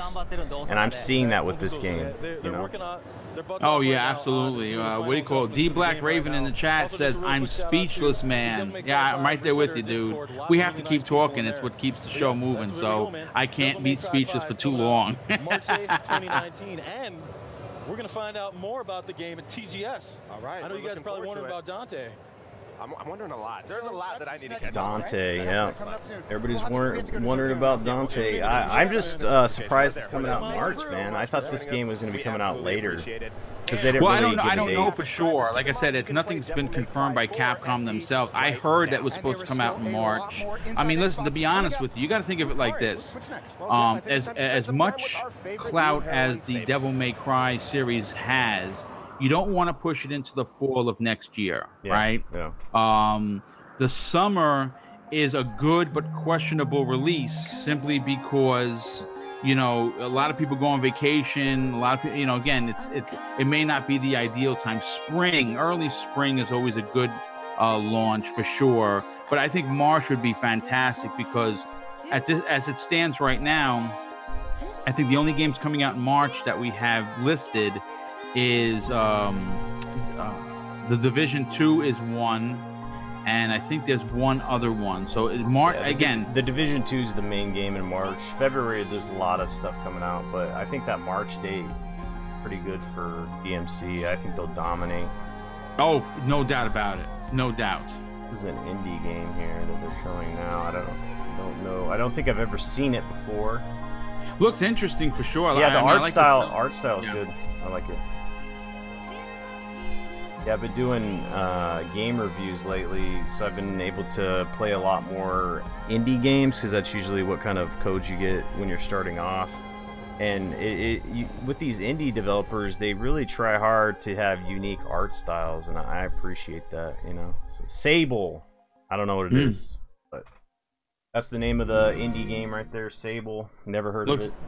No, never heard of it, but does look really good. It's called Sable, and it's like nothing else. If you're a fan of Studio Ghibli and 1980s Studio European comics, Ghibli. then this game will feel both wonderfully Don't know familiar who they are. and absolutely unique. So Gregorius is here from Raw Fury to tell us a little bit more about the game. So how you doing, Greg? Noof says pass. Glad to be here again. I mean, the art style is incredibly Noof telling it like it is. Not the movie Tintin, but the early kind of Tintin cartoons. Was that intentional? Yeah, we were massively inspired by the clear line style of European comics, specifically. There goes another boring interview. I mean, those stuff look great in kind of frames, but we had to animate it and bring it to life, so then we kind of looked at more I do like that art style. It looks like a cartoon almost. Yeah, cell shaded for sure.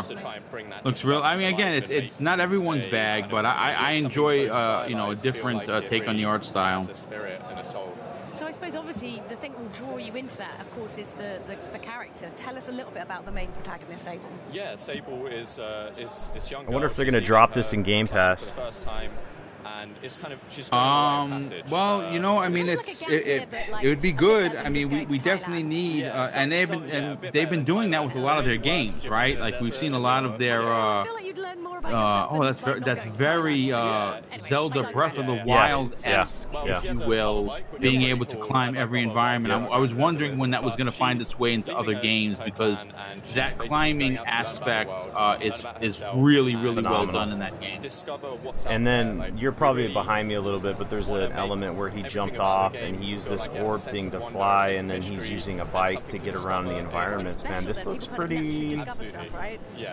Oh wow, yeah, look, I'm just seeing that right now. That's awesome. Wow. Well, tell us a little bit about the guys behind it, and of course the amazing music as well. See, I think people just kind of shrug off indie games, and I think that a lot of people should take the time to give these indies a chance, because you can experience some different things when it comes to these games, you know?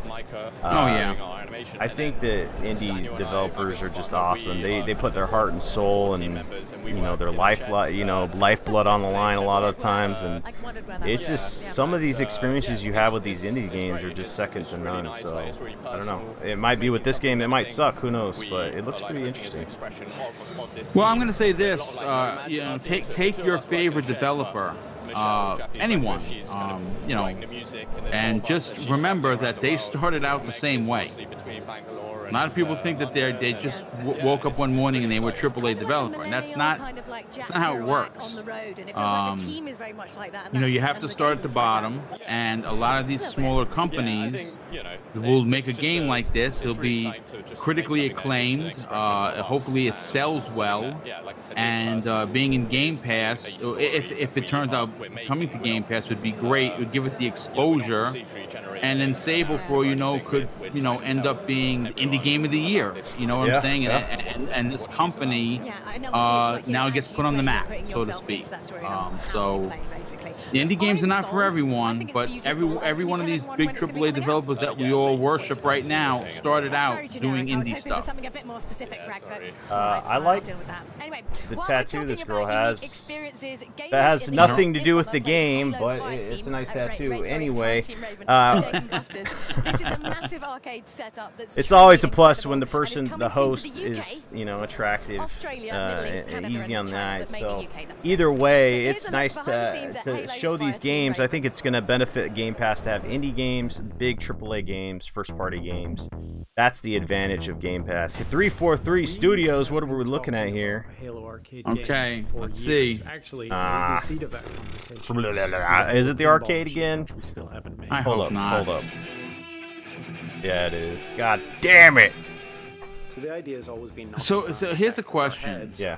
Why would they mention 343 Studios when they literally have nothing to do with this? Yeah, I know. They're like, come on. Understand what I'm saying? I mean, come on. I see 343 and I get excited. Like you got excited because you're thinking that's what I was thinking. What about the Master Chief Collection 4K update? That's what I was saying. That's why I was getting excited, but now it's just this. Oh man. The idea has been around for forever, but I think without that move from Raw Thrills, we would never have found what the right vehicle for that was. I got called up to the front of the office, and I was just like, man, they're pushing this shit too much on Inside Xbox. I mean, wasn't it enough to talk about it on one episode?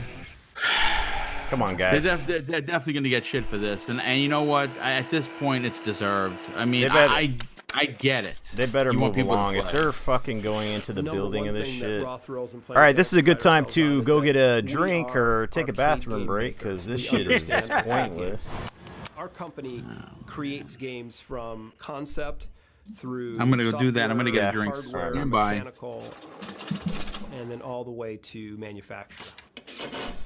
Anyway, guys, thanks for being here. Big game. It sits in a location. And to do that, it takes lots of people and this is absolute shite, he says. Types of work and effort. Yeah, they need to get their shit together. Like, I understand they're making money off of this situation, but like, the actual camera's going to look like. In software, starts first. We don't fucking care, man. Do commercials or something. Do a Dave and Buster's commercial. A VDoc on how you created a fucking arcade game of Halo. No one gives a fuck. Let's just be honest with it, guys. There's nothing we can do. You know, we put a lot of effort into capturing trash, all the little details of Halo. No one cares. I missed? Did I miss anything important? No, you didn't, dude. So I am. You're doing a fucking VDoc on the arcade version of Halo that no one gives a fuck about.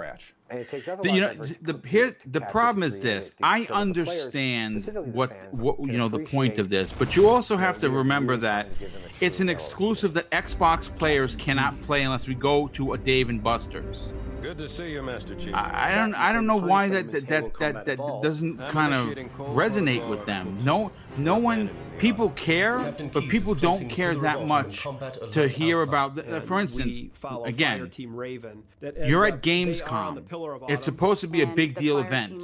I don't think people are tuning in to Gamescom 2018 via the Xbox channel. Yeah. To learn about the arcade machine. Do you understand? I don't know. Completely. Like, this is frustrating. Severely a case of trying to use the brand name and the recognition of the Halo brand to move other products, but it's just not the time or the place to do this. The people that are watching Inside Xbox are more hardcore, and they want to hear about actual games, not arcades. We get, I would say. I just, I'm reading the chat. UK Dazarus. That's it. I'm getting a Pepsi.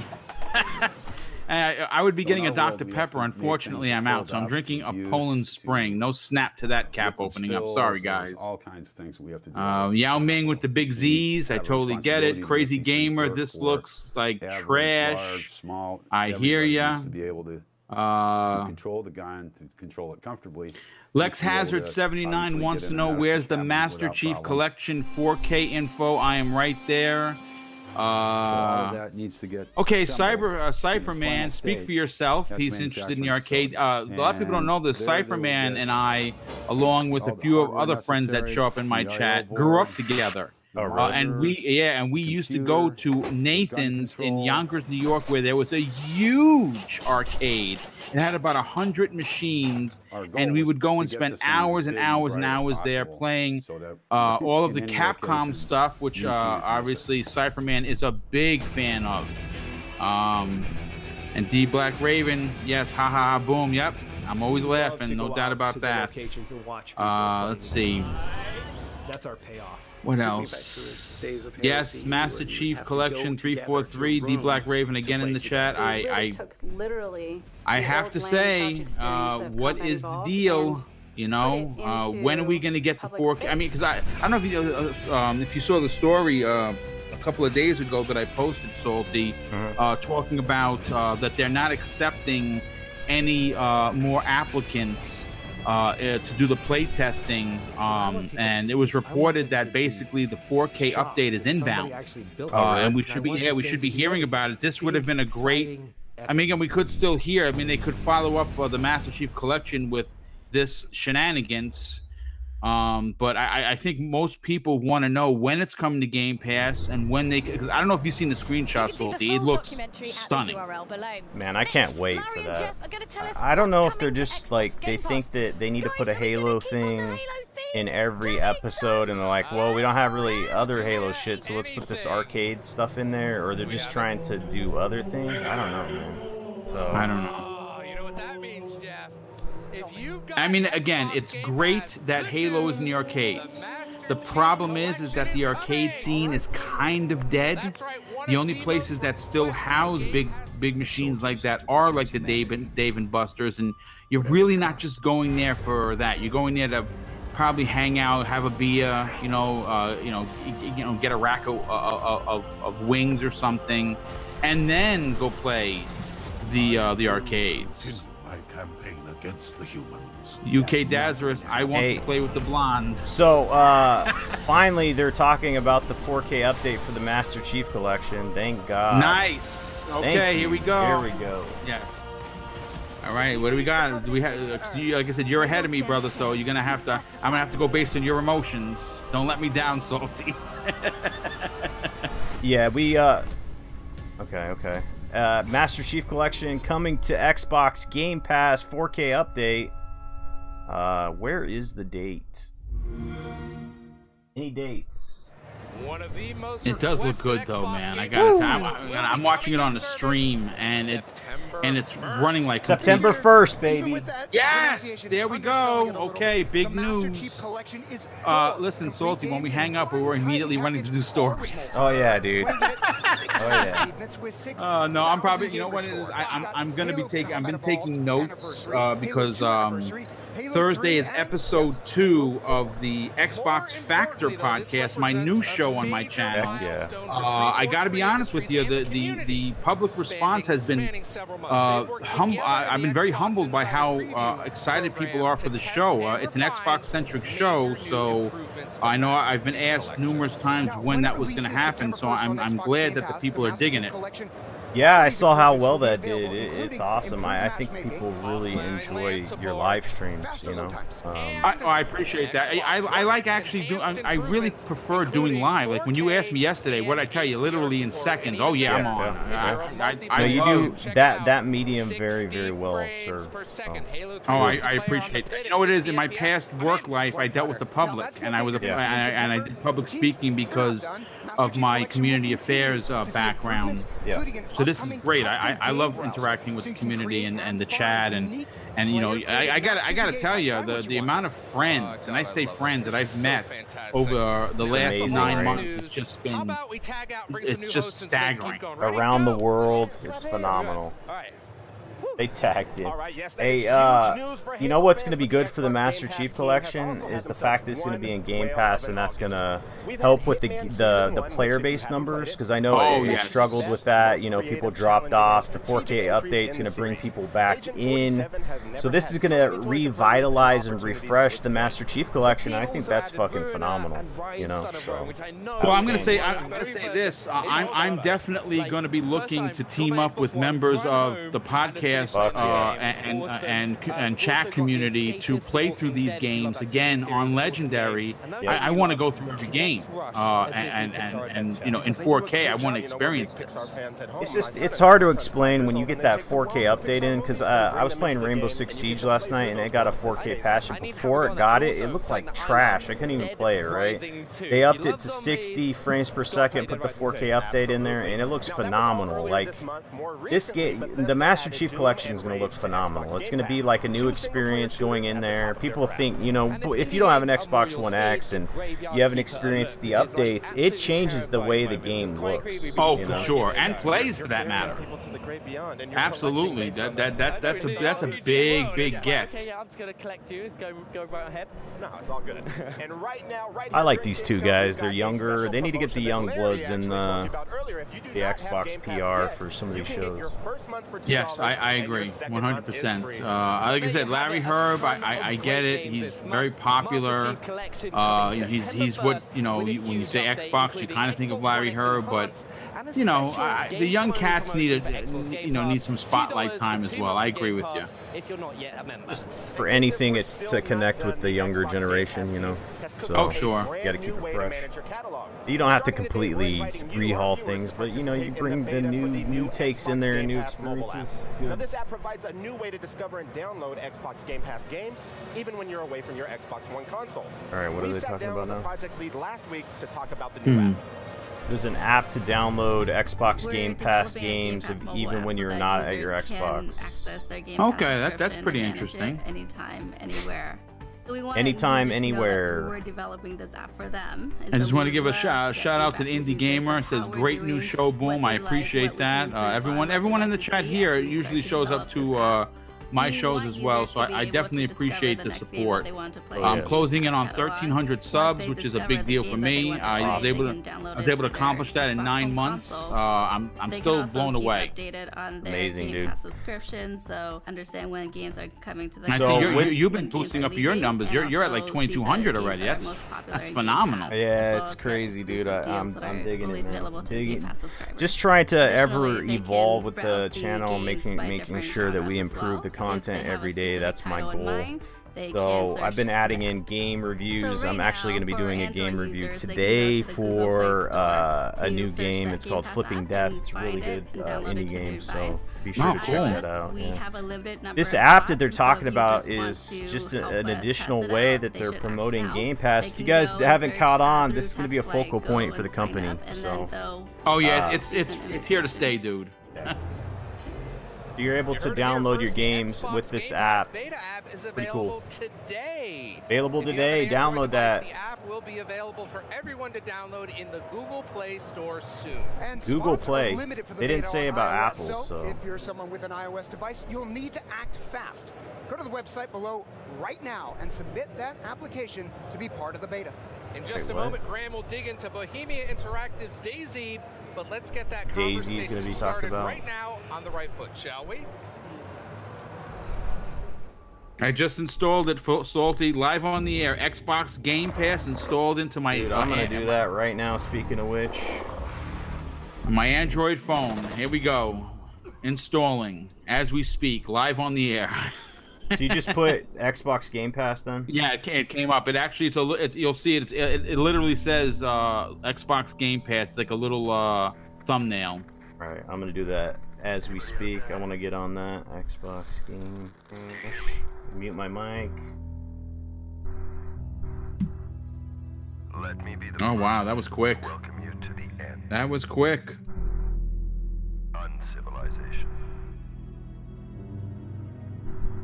This is a really good app, man. I gotta tell you, they got it broken down. Most popular. They have on the lead Dirt 4, Fallout 4, and Warhammer Vermintide 2 are the ones that they're showing that you can swipe left and right. Then they have Hey, speaking of which, this would be a good video. yeah, absolutely. Awesome. I'm taking notes like a reporter. Seriously, dude. Hey, honestly, it's been kind of dry for a topic, so a day like this is phenomenal. Bleed you dry. If you let it. Yeah, the Thursday's show is going to be all dedicated to what we learned and what we've seen at Gamescom 2018. That should definitely be interesting. But I got to say, the app is pretty good. I mean, they have a recently added, then they have a browse by category: classics, racing, kids, action adventure, platformer, shooter, indie, fighting, and they have the ability to show all games from A to Z. This is really well done. This is again, you know, and it goes right to your point, Salty, how serious the company is taking, Xbox Game Pass. This is a big deal for the company. It is not going anywhere anytime soon. It's certainly not and never was. Yeah. I think that this has a lot of legs to it. We just need to see what games they're going to be adding. And like I said, I'm hoping that we get some big announcements. Yeah, sure. I don't know. I think that Microsoft sees how much money Netflix is generating as a company. It's an industry leader, and I think that they really believe that can be the same thing in their company with Game Pass. And I think fully expect them to approach Xbox Game Pass the same way that Netflix has approached their business. They're going to go full speed ahead, no expense spared. They want to be the industry leader when it comes to this situation because they got their feet in the door first, so they want to be the industry leader, so they got to, put the pedal to the metal, per se. Well, I mean, here's the thing. They understand where they are in positioning in the current generation, and power was an issue that was rectified. First party games was an issue that's being rectified as we speak, but they always led the charge when it came to services. There's no denying that, and backwards compatibility led that charge. They were the first to offer refunds for games within their store service, which is something you can't do on Sony. Now that they have the Xbox Game Pass, this started off with a little bit of a whimper, and it seems like it's going to end up with a loud roar, especially if they get third-party support. And Microsoft apparently is doubling down on what we can expect for the next generation. And human meat actually causes 100%. which is like 100%. disease that makes your hands shake. So, So is this Daisy? Is that what they're talking about here? That's what it looks like. Yeah. Hey, this is a hard pass for me. So it's like a very detrimental thing. Yeah, you know what? It's just. Is it a little too late? Is the question. Yeah. I mean, this game has been in development hell, as they say. You know, so I think at this point, any excitement or buzz that was generated for this game or genre is kind of dissipated. It's just, I was super excited for DayZ like 4 years ago. Right, yes, I agree right there. But you know what the problem is that we have a zombie game, and it's called State of Decay 2. Yeah, exactly. And the thing is like, imagine people talking about, hey, Avengers, this is probably not a good comparison, but they're like, hey, Avengers is coming out, and then it takes like 4 years for the movie to come out. Like, the excitement would kind of die out a little bit. Yeah, it's a different type of thing that we're talking about here. But like, this game is just like, I wanted to play it when they were talking about, hey, we're going to bring DayZ to Xbox. I got pumped like 4 years ago, and then, shit, I just forgot about it, you know, so. I can't wait for you guys to actually try it it's on 29th of August. It's at this point, it's the same principle for PUBG going to the PlayStation 4. By the time it actually gets there, if it gets there, there's going to be so many that have done it before them that it's just going to be a moot point. And DayZ, I guess, I mean, you know, didn't they release something that's zombie related that was a PvP on PlayStation 4 that's kind of PUBG-esque? Yeah, that's the one. You know, that kind of came out, right? Everyone was like talking about it. Oh my God, you know, and now no one is talking about it. So I think DayZ would probably follow. I mean, again, if it's your bag, you know, hey, listen, go for it. It's just not mine. Yep, exactly. Not sure what this is. Prepared. Was it vanity? You're behind me, but they're showing some kind of a trailer. Is this the Division 2? Bad luck. I think it is. Yeah. Division 2. Maybe not. Yep. That's what it looks like. Looks like they're in Washington, D.C. That graphics is amazing. Where we push back. Yeah, it is the Division. Yeah. I put 35 days into the Division 1. Yeah, I remember you cosplayed too, as it, right? Yes, yeah, I did that during the last Comic-Con. I'm a huge Division fan. So is my brother Neo Mental, a few friends that we hang out with. I am very excited for the Division 2. I think they're gonna fix everything that was broken with 1 and just expand on everything that worked. At least that's the hopes. See, it keeps hitting my wallet, man. It keeps extending it out. February is stacked, March is stacked now. Guys, and thank you very much for joining us. Because today, and January is Resident Evil 2 Remake. Can you tell us what we're going to look at just in a moment? I don't know if you saw that collector's edition, Salty. That collector's edition is mint. Is it? Yeah, it comes with a 12-inch statue of Leon S. Kennedy. Very excited. We cannot wait for fans around the world to get their hands on Shadow of the Tomb Raider. It's been a labor of love for us, and we know that they want to be there for Lara Croft's defining moment. Tomb Raider. Let's see if this actually happened. So you have to take us through the trial. We don't have to B-roll with this, but take us through what those trials are. So Shadow of the Tomb Raider is all about bringing the tombs to the most terrifying level that they've ever been, and the Warrior's trial is an amazing example of that, because you have to remember Lara Croft is at they got the height moon of her on the skills. shirts. She's the most capable, the most calculating she's ever been. So in order for there to be a challenge, we have to dial up everything Come on, else. give us some information the here. Combat, the traversal, everything has to be even harder to give you a challenge, to give Lara a challenge. So Warrior's Trial is all about delivering that challenge. And the Warrior's Trial for us, when we start thinking about it at the beginning, it was all about, you know, when we talk about on Rise, about deadly tombs, the tomb needs to be more dangerous. In this case, for Warriors Trials, is a perfect example of everything tries to kill you. Even the things that you interact with try to kill you. And the interesting part of that tomb, the actual tomb that you're going to see, it's really a mechanism. You know, it's a mechanism coming from the ground. This is something we push. We have one guy on the team that built all that with the, you know, with some Lego, so physically building it. I thought the chat was frozen. That's weird.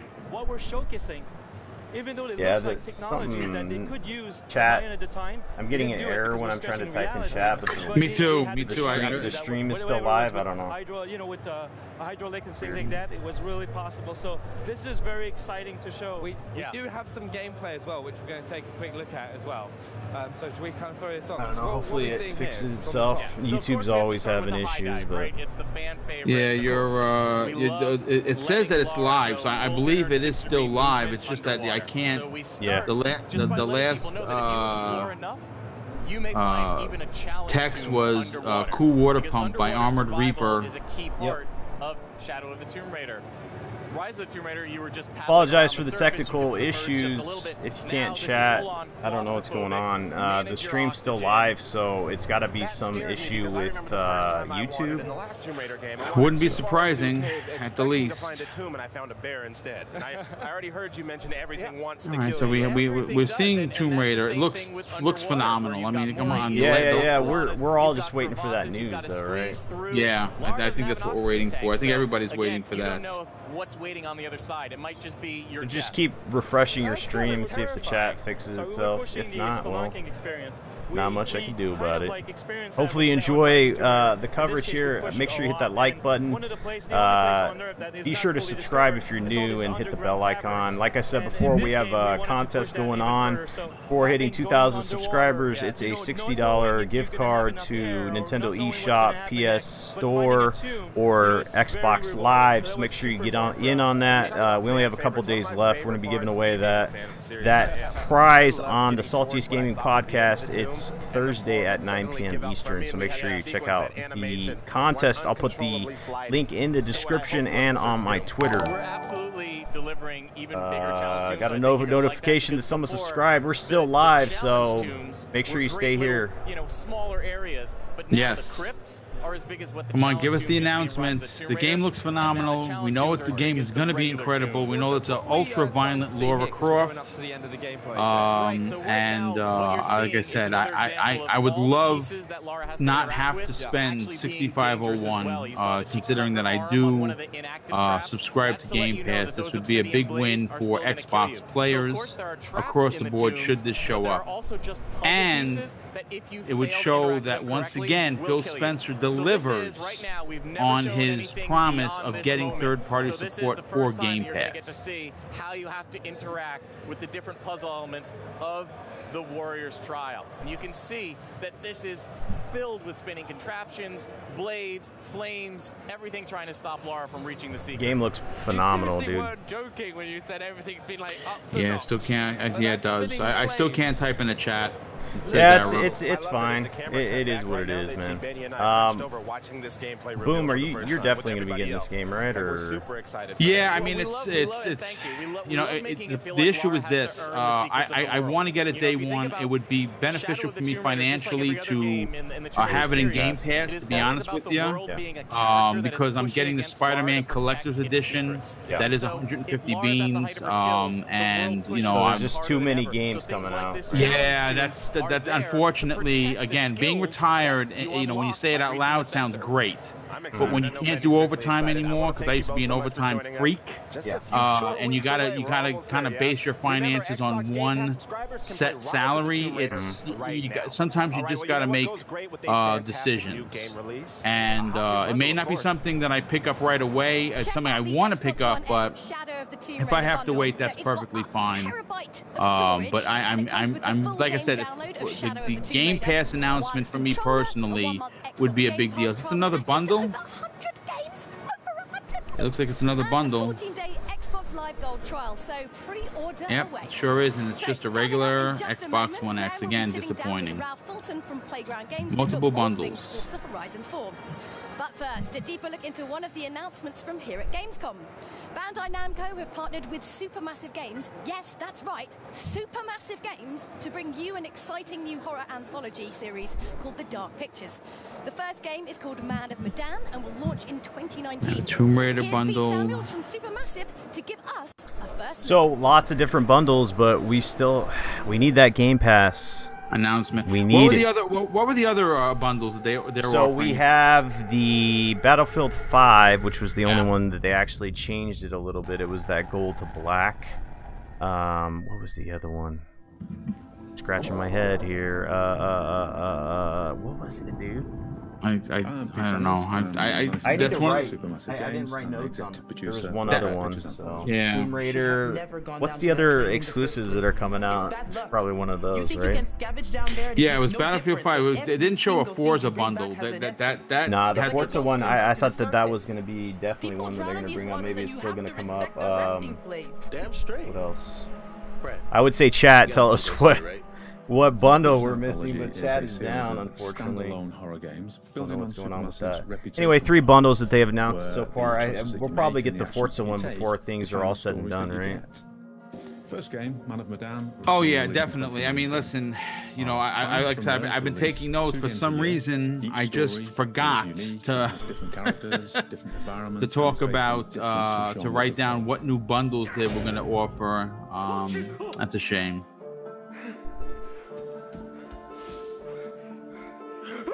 Give me a sec. Damn, this game looks dark, folks. Gamescom 2018 is an incredibly exciting time, an important milestone for Supermassive. Not only is it our 10-year anniversary as a studio, and we're announcing The Dark Pictures as a significant horror anthology, but we're also announcing a brand new partnership, an exciting partnership with Bandai Namco Entertainment. And it's the very first time that we're announcing that we're bringing our games to Xbox. Partnership. And everybody in the studio is massively excited about that. Wait, what? You said something about Xbox. I missed it. Man of Medan, The Dark Pictures. Not sure about this game. Haven't really heard much about it. Ooh, spooky stuff there. Alright, I'm back. You have to plug my phone and my battery is dying. Oh yeah, dude. When you have like video playing, it kills your battery. What do you think of our stages here? I love it. Yeah, let's see, what do we got? Yeah, absolutely. I wish we were a bit closer. They're talking about a horror game, not too much you missed. You know you're not allowed okay. closer than you've been. You know, I got in at E3 and then got into trouble retrospectively because apparently, like everyone else, was starting to try and get into it. Yeah, it wasn't my fault. It's a problem. It's a problem. Anyway, Forza Horizon 4 coming up very fast now. Isn't it? Yeah, we're on the train now, chat. I don't think there's a way to do we're here at Gamescom. No, if there is, I'm not sure, to be honest with you. Usually when the chat stops, it's something on their end, not something you can do about it. There's no like refresh chat button. Which is awesome. Seasons is a huge component. Sorry about that, guys. It's just a technical issue on YouTube side, so hopefully you enjoy just hearing us. I'd like to interact with you guys. That's the point of this, but we've been doing that for the majority. If you guys have any comments or anything, hit me up on Twitter. I'll read those comments live. If you guys want to DM me, I'll put that on if you have any questions or whatever. Nice cozy there. Oh, it's lovely, that car. Actually, I think that's actually one of the cars that you will get fairly early on in the game, and honestly, it's just a blast to drive. And yeah, I think I'm looking at Twitter right now live to see if anybody's talking about it. Hey, so they're talking about, is this multiplayer mode? Okay. Called Team Adventure. So if you are familiar, is this Forza that they're talking about right now? That's what it looks like. It looks like Forza 4. Forza Horizon 4. So more than likely they're going to be talking about the Forza bundle after this. More than likely, for sure. And then it's getting towards the hour-and-a-half mark, so hopefully they'll be making that Xbox Game Pass announcement. That's what we're all looking forward to, for sure. If you guys have any questions, like I said, DM me or tweet us. You can give your Twitter handle out. Mine is at Saltiest Gaming. The I is a 1. is a couple If you guys have any questions or comments, just send it there. Like I said, the chat's down, so if you try to refresh it, I don't think it's going to refresh. I think it's just, you know, screwed for the rest of the stream. But like I said, stay tuned. We'll have some information regarding whatever announcements are made, and then for sure videos are going to be made on Boomstick's channel and myself afterwards, you know, dissecting what we just heard. Right. So the points. It's certainly. I put it to this way: this has been the most news we've gotten in one day in a long time. May not be the greatest news, but it's news nonetheless. Daz said it's not just your chat; it's everyone's. So I don't know. I don't know if it's happening on other live streams, but chat is down on YouTube. Oh, that's definitely not good. Good old Google. Yeah, they take your money as a content creator. Who knows? They're very quick to take their. I don't know what do they take, Salty? 30 or 40%, something like that. Yeah, that's a lot, man. Yeah, so you kind of wonder what you're paying for because you don't really have a choice. You do get clobbered, and you don't have a choice because you're using their stuff. When they call it a partnership, usually when I think of a partnership, it's kind of like, hey, we're working together, it's equal. It's like, nah, you know. Right. Yeah. This is, you know, partnership is a very loose word that they use because I'm currently in the middle of a situation that Salty is going to wind up helping me with, and I've reached out to YouTube through email. I've reached out to them through Twitter. I've also used other means to get in touch with someone that's a human being out that could actually talk to, and this has been going on for days now. And if it wasn't for Salty being a gentleman and actually having the same problem that I'm going through, I might be up Schitt's Creek without a paddle. Yeah. So I got you. You know, I got you. Hey, chat's back up. Nice. Chat is up. All right, yep, there it is. Chat is back. I missed you guys. It feels weird without the chat. Yeah, right? It's like, feels weird without the chat. where is everybody? We like our interact. See, that's the most important thing for me, Boom. I know it's important on your channel as well, is just interacting with the gamers in the chat. That's the key element I think that a lot of content creators miss out on. Even the smaller ones, I'm surprised. When I go into other streams, live streams, I say what's up and I don't get anything, you know. It's like dead in the chat. It's just weird, you know? I want to give a shout out to Victor BMC Pack. The Fallout 76 bundle that's the other one we were looking for. Yeah, we're having lots of brain farts, especially me, because I'm not a morning person. So you will have, in fact, you just said to me off stage. You know what? I'm used to the morning, so I have no excuse. It's actually a team-based version of Infected. So what we've gone and done, racing takes care of itself. Team-based racing, you kind of understand how. Oh yeah, these bundles are going to be coming in clutch for the holiday season. They're just trying to get revved up for that. I know it's kind of, you know, 6 months away or whatever, but these bundles will still be around, I reckon. So, yeah, it's nice to see these. I know they're going to have a 2K bundle as well, 2K19. Yeah, and that's a big get for them, dude. That's a big deal. That is a big deal. I didn't see that coming. I don't know about you. I mean, they didn't make them bigger than the 2K basketball series. I mean, that's, you know, you got to call a spade a spade. You know, NBA Live used to be the leader, and I use loosely because it's a long time ago. The 2K series continues to advance in graphics and handling of the characters and updated rosters and uniforms and stadiums, and the fact that Microsoft got, you know, again, you and I have talked about this maybe on separate shows, but we've also, you know, we've talked about it publicly about how Microsoft has kind of dropped the ball with marketing, and it seems like they kind of listened. Yeah, and bottom line is the two biggest sports in America right now are the NBA and NFL, and they have marketing rights now for both of them, and that's huge for the sports players. I know FIFA is worldwide the biggest And I'm not sure. I think Xbox has FIFA as well, but maybe not. I don't know. They signed on with Sony last year. Okay. So Sony has the biggest sport, obviously, but in America, and you're talking about Xbox, it's huge in America because that's where the majority of the sales take place. NFL is king. They have marketing rights for that, and now NBA. So. Right. So that's like I said. It's a big get for sure, and you can't say that NBA 2K series is anything short of a monster.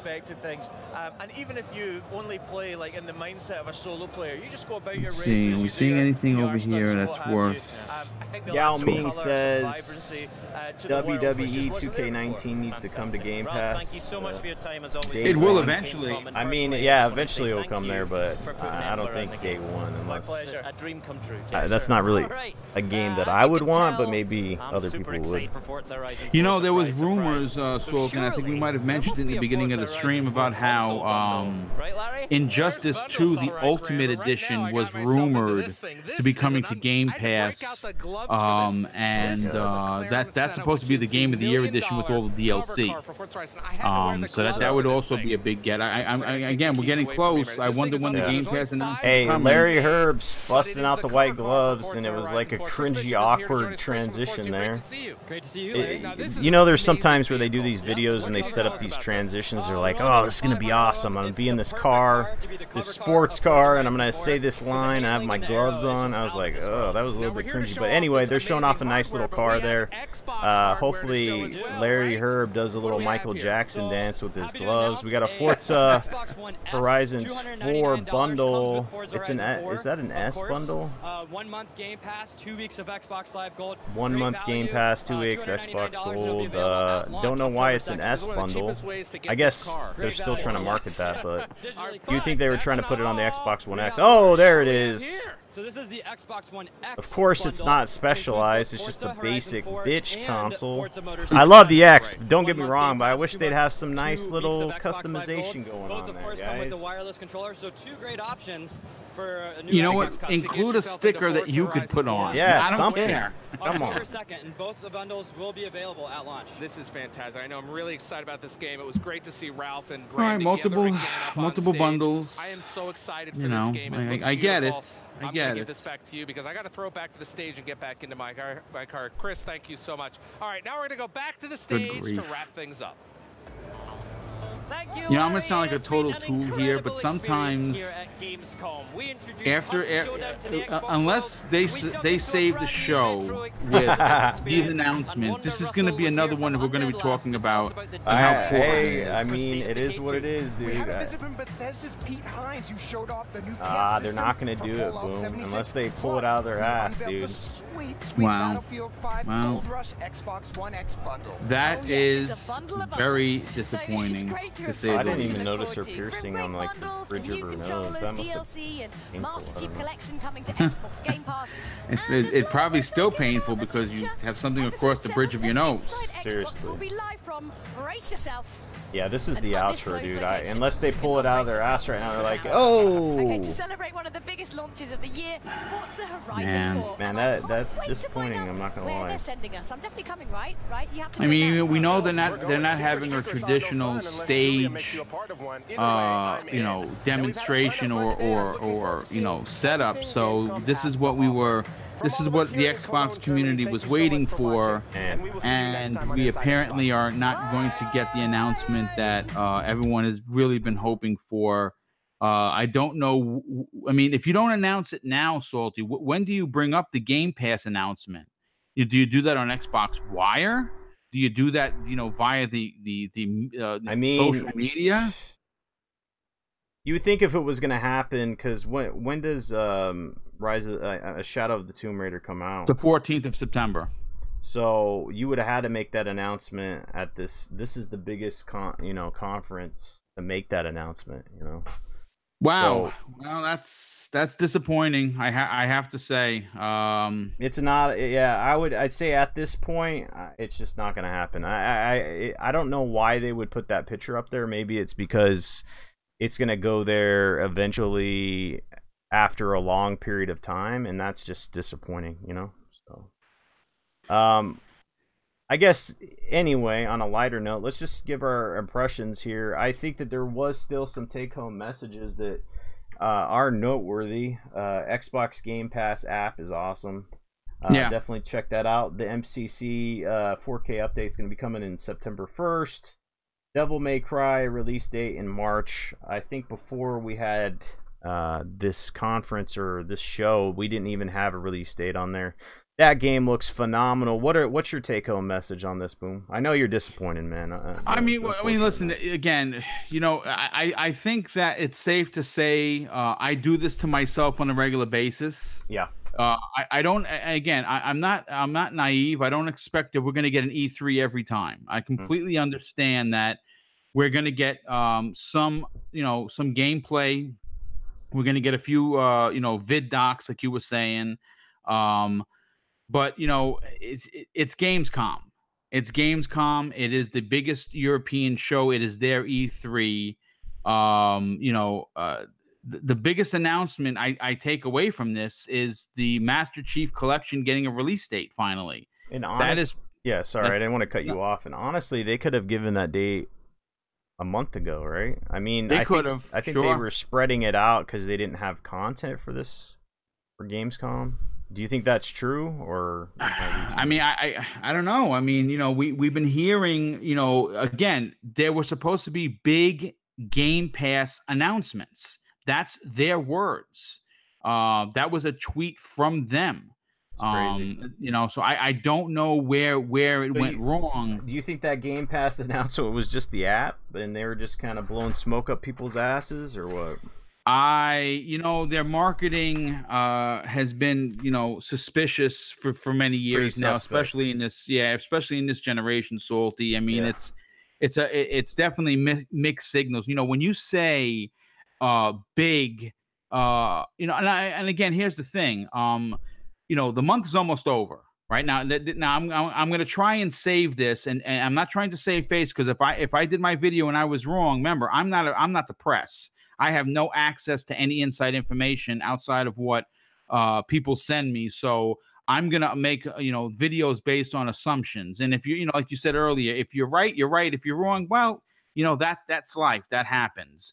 But we are closing in. Saturday is the 25th. And we are closing in at the end of the month. Usually that last week of the month is when we get the next games coming to Game Pass. And if you remember, they have launched games mid-month, added new games mid-month. So is it possible that we still could get a Shadow of the Tomb Raider announcement? Sure. Personally, I think it would have been best suited for today's show, but maybe Microsoft doesn't see it that way. Maybe maybe people would cancel their pre-orders or whatever. I don't know. Yeah, it's a tough one. I was telling people, because I've gotten a lot of interest in DMs and questions and comments and videos and stuff. Oh, Gamescom, are you excited for it? And I kind of responded in the same way I've always responded, just kind of look at last year as a model. I got real hyped for Gamescom last year, and we got the couch presentation. I was trying to get some information on Crackdown. I thought we were going to get some multiplayer reveal there. We didn't get shit. It was one of the most boring conferences, it was embarrassing. It was embarrassing, right? So, I don't know. I did just kind of try to lower my expectations, per se, for this conference. So, I wouldn't say that I'm shocked or surprised, because this isn't even a conference. It's gotten to the point where Gamescom, I guess, isn't important enough to have a conference, because I don't think PlayStation is doing one. Xbox is just doing this live show. Plain and simple, E3 is where they blow their load, per se, and they just don't have shit to talk about, and that's just plain and simple. I do like, so if you look at this instead of Gamescom, so you take Gamescom out of the picture, because if you just take that out and you say, hey, this is another Inside Xbox, I think the episode is pretty decent. It wasn't as bad as last month's. It definitely did not, fulfill expectations when it came to the promises they made with Game Pass, and that's unfortunate.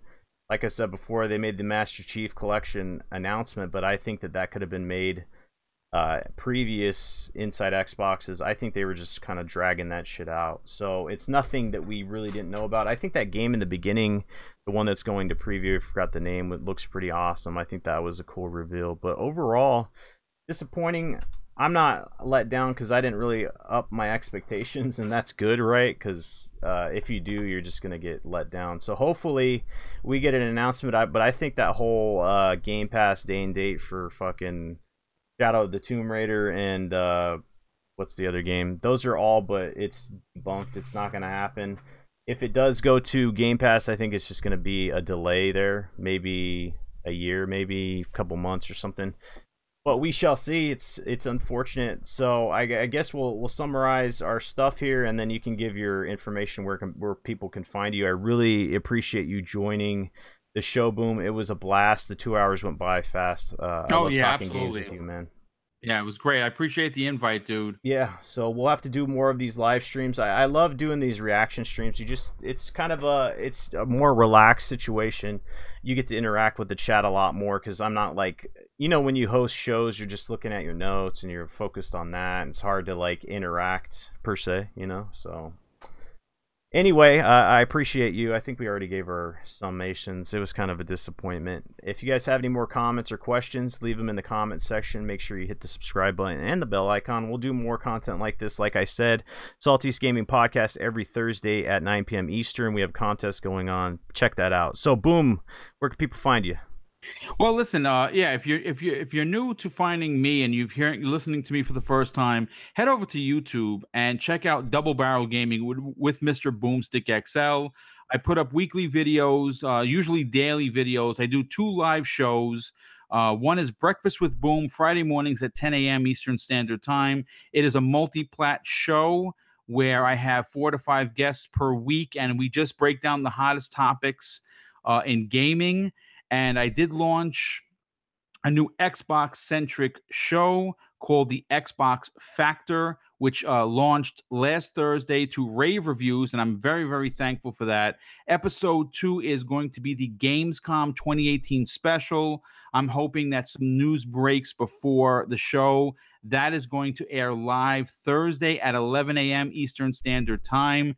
And if you want to reach out to me, follow me on Twitter at Mr. Boomstick XL. My DM is open to everyone. So if you have questions, comments, or news and tips, just hit me up and I answer everyone. Awesome. Well, that's going to do it for this episode or this live stream reaction. Like I said before, like, comment, subscribe, and as always, stay salty, my friends.